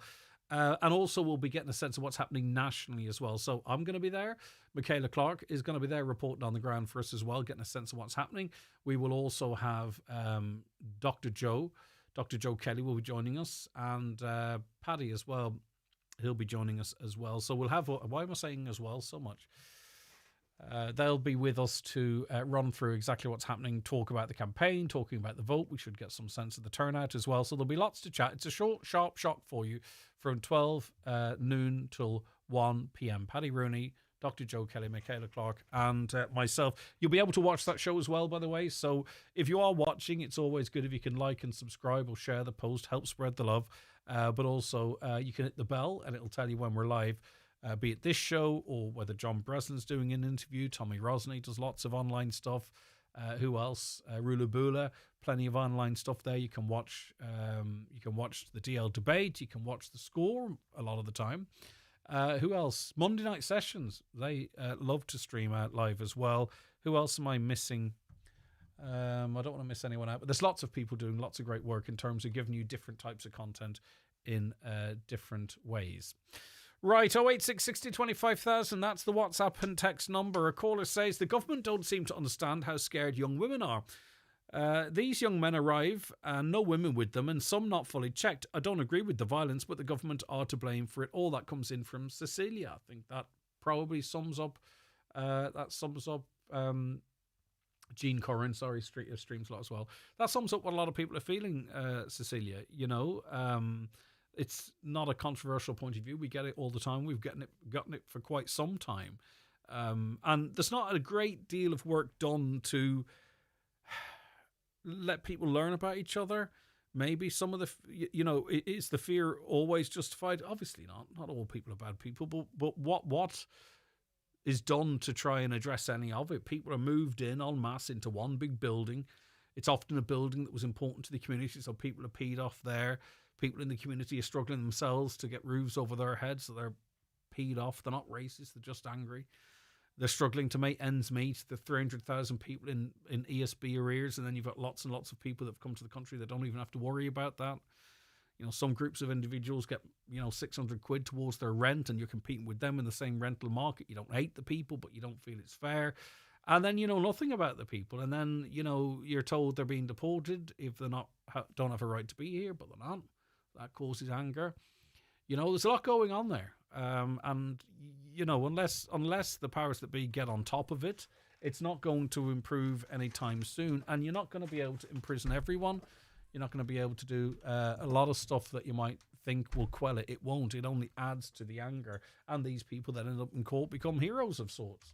Join me, Greg Hughes, for a special presidential election programme this Saturday afternoon from the Count Centre at the Ora Leisure Centre in Letterkenny. We have an expert panel to assess what's happening locally and nationally as the picture begins to emerge after the vote on Friday. Will it be Catherine Connolly or Heather Humphreys? What level of spoiled votes will there be? And let's not forget, Jim Gavin's still on the ballot paper. So join me, Greg Hughes, Michaela Clark, Dr. Joe Kelly and Paddy Rooney this Saturday afternoon live from the Ora Leisure Centre from 12 noon until 1 p.m. On Saturday, November 8th, Jackson's Hotel Balbuffet welcomes Dan McCabe, Ireland's rising folk sensation. Blending traditional with soul-stirring emotion, Dan's powerful performances have captivated audiences worldwide. Don't miss this unforgettable night of contemporary Irish folk. Tickets at hotel reception or visit jacksonshotel.ie for details. All you need to make your house a home at Patterson's The Halliford. From garden furniture to kitchens, sofas and dining sets, all under one roof. Need a new mattress? Why not visit our sleep centre on the first floor? With a large range of quality beds and mattresses in stock and ready for collection or delivery. Relax in our coffee shop serving hot lunches daily. Open Monday to Saturday, 9 a.m. to 5:30 p.m. Patterson's Kitchens and Interiors, The Halliford. You value bank holidays that bring more to the table, like exciting Lidl Plus offers. Roast-worthy Board B approved whole medium chicken, 14% off now $4.29. And stout standing Guinness savings, 15-pack was $29.50, now $24.85 plus deposit. Lidl, more to value. Get the facts for Drinkaware, visit drinkaware.ie. This Friday, the Jive Time Show with David James is coming to you live from the newly renovated Mount Errigal Hotel. Discover the brand new look, the amazing atmosphere and all that's waiting for you at one of Donegal's favourite hotels. Don't miss it, live from the Mount Errigal this Friday on Highland Radio. Become a qualified scaffolder. SafeTech are running a 7-day basic scaffolding course in Donegal starting October 28th. Also running advanced scaffolding in Donegal starting on the 9th of December. Funding available on both programmes. Terms and conditions apply. Contact SafeTech today for your training requirements on 07491 27786 or visit safetech.ie. Highland Radio weather updates with McElhinney's. Our Christmas shop has now opened for all your festive shopping needs. Explore our extensive range of decorations, bedding and more in our homeware department, in-store or shop online at mcelhenneys.com today. Oh, say, okay, sunshine and showers across the region for much of the afternoon. Though those showers will become heavy in the region this evening with hail possible. Highest temperatures of 9 to 11 degrees. Right. On the issue of disabilities and access, Joanne joins me. Joanne, how are you getting on? How are you, Greg? We heard John Wilkie's testimony. He works in the health area and works with people visually impaired with a disability, those in wheelchairs. You've, through your family, have got lived experience of this reality. Yes, we do indeed, yeah. It's your son, and what's his experience like in terms of access? Well, he is a wheelchair user, and even locally in our own town, there's very little wheelchair access. And I suppose it's things that we probably wouldn't have noticed until, he was in that situation himself. Even like the parking, I think, seems to be really the worst in any town you go into. You often have disabled parking spaces where there's no lowered curb, and maybe where you can't get them out on one side, you have to get them out onto the main road to park in the wheelchair on the main road to get them out of the car. There's parking spaces where you have to take them out, and then there's maybe 2 steps to access the main road. Things like going into your local post office or your local credit union where we live, there's no lowered curbs. I took him in recently to put in some money into an account that he had got for his birthday, and had to lift him out of the wheelchair to access the counter. Local library, local pharmacy. There's steps up. You can't take a wheelchair in. Wow. So it's not one Things like thing, that. is it? And you're in a small town. This is like a barrier every which way you turn, and a lot of it could be easily overcome with just a bit of common sense, Joanne. A lot of this stuff he wouldn't experience with a few subtle changes. Actually, the stuff you're talking of. Well, yeah. Yeah. Yeah, that's exactly right. It's a complete lack of common sense. They put in these parking spaces, but they don't actually look at the bigger picture. Where you're parking or you have they mark it as a disabled parking space, and they might have another space then in front of it. So you have no room to open a boot to get a wheelchair out or in. Things like that. But there's no wider access to the wheelchair space, if you know what I mean. Yeah, and if you get out on to the road because of the high curb, how far down do you have to walk out on the road to find a gap in cars, or to get a drop curb to be able to carry on with your business? Really basic stuff.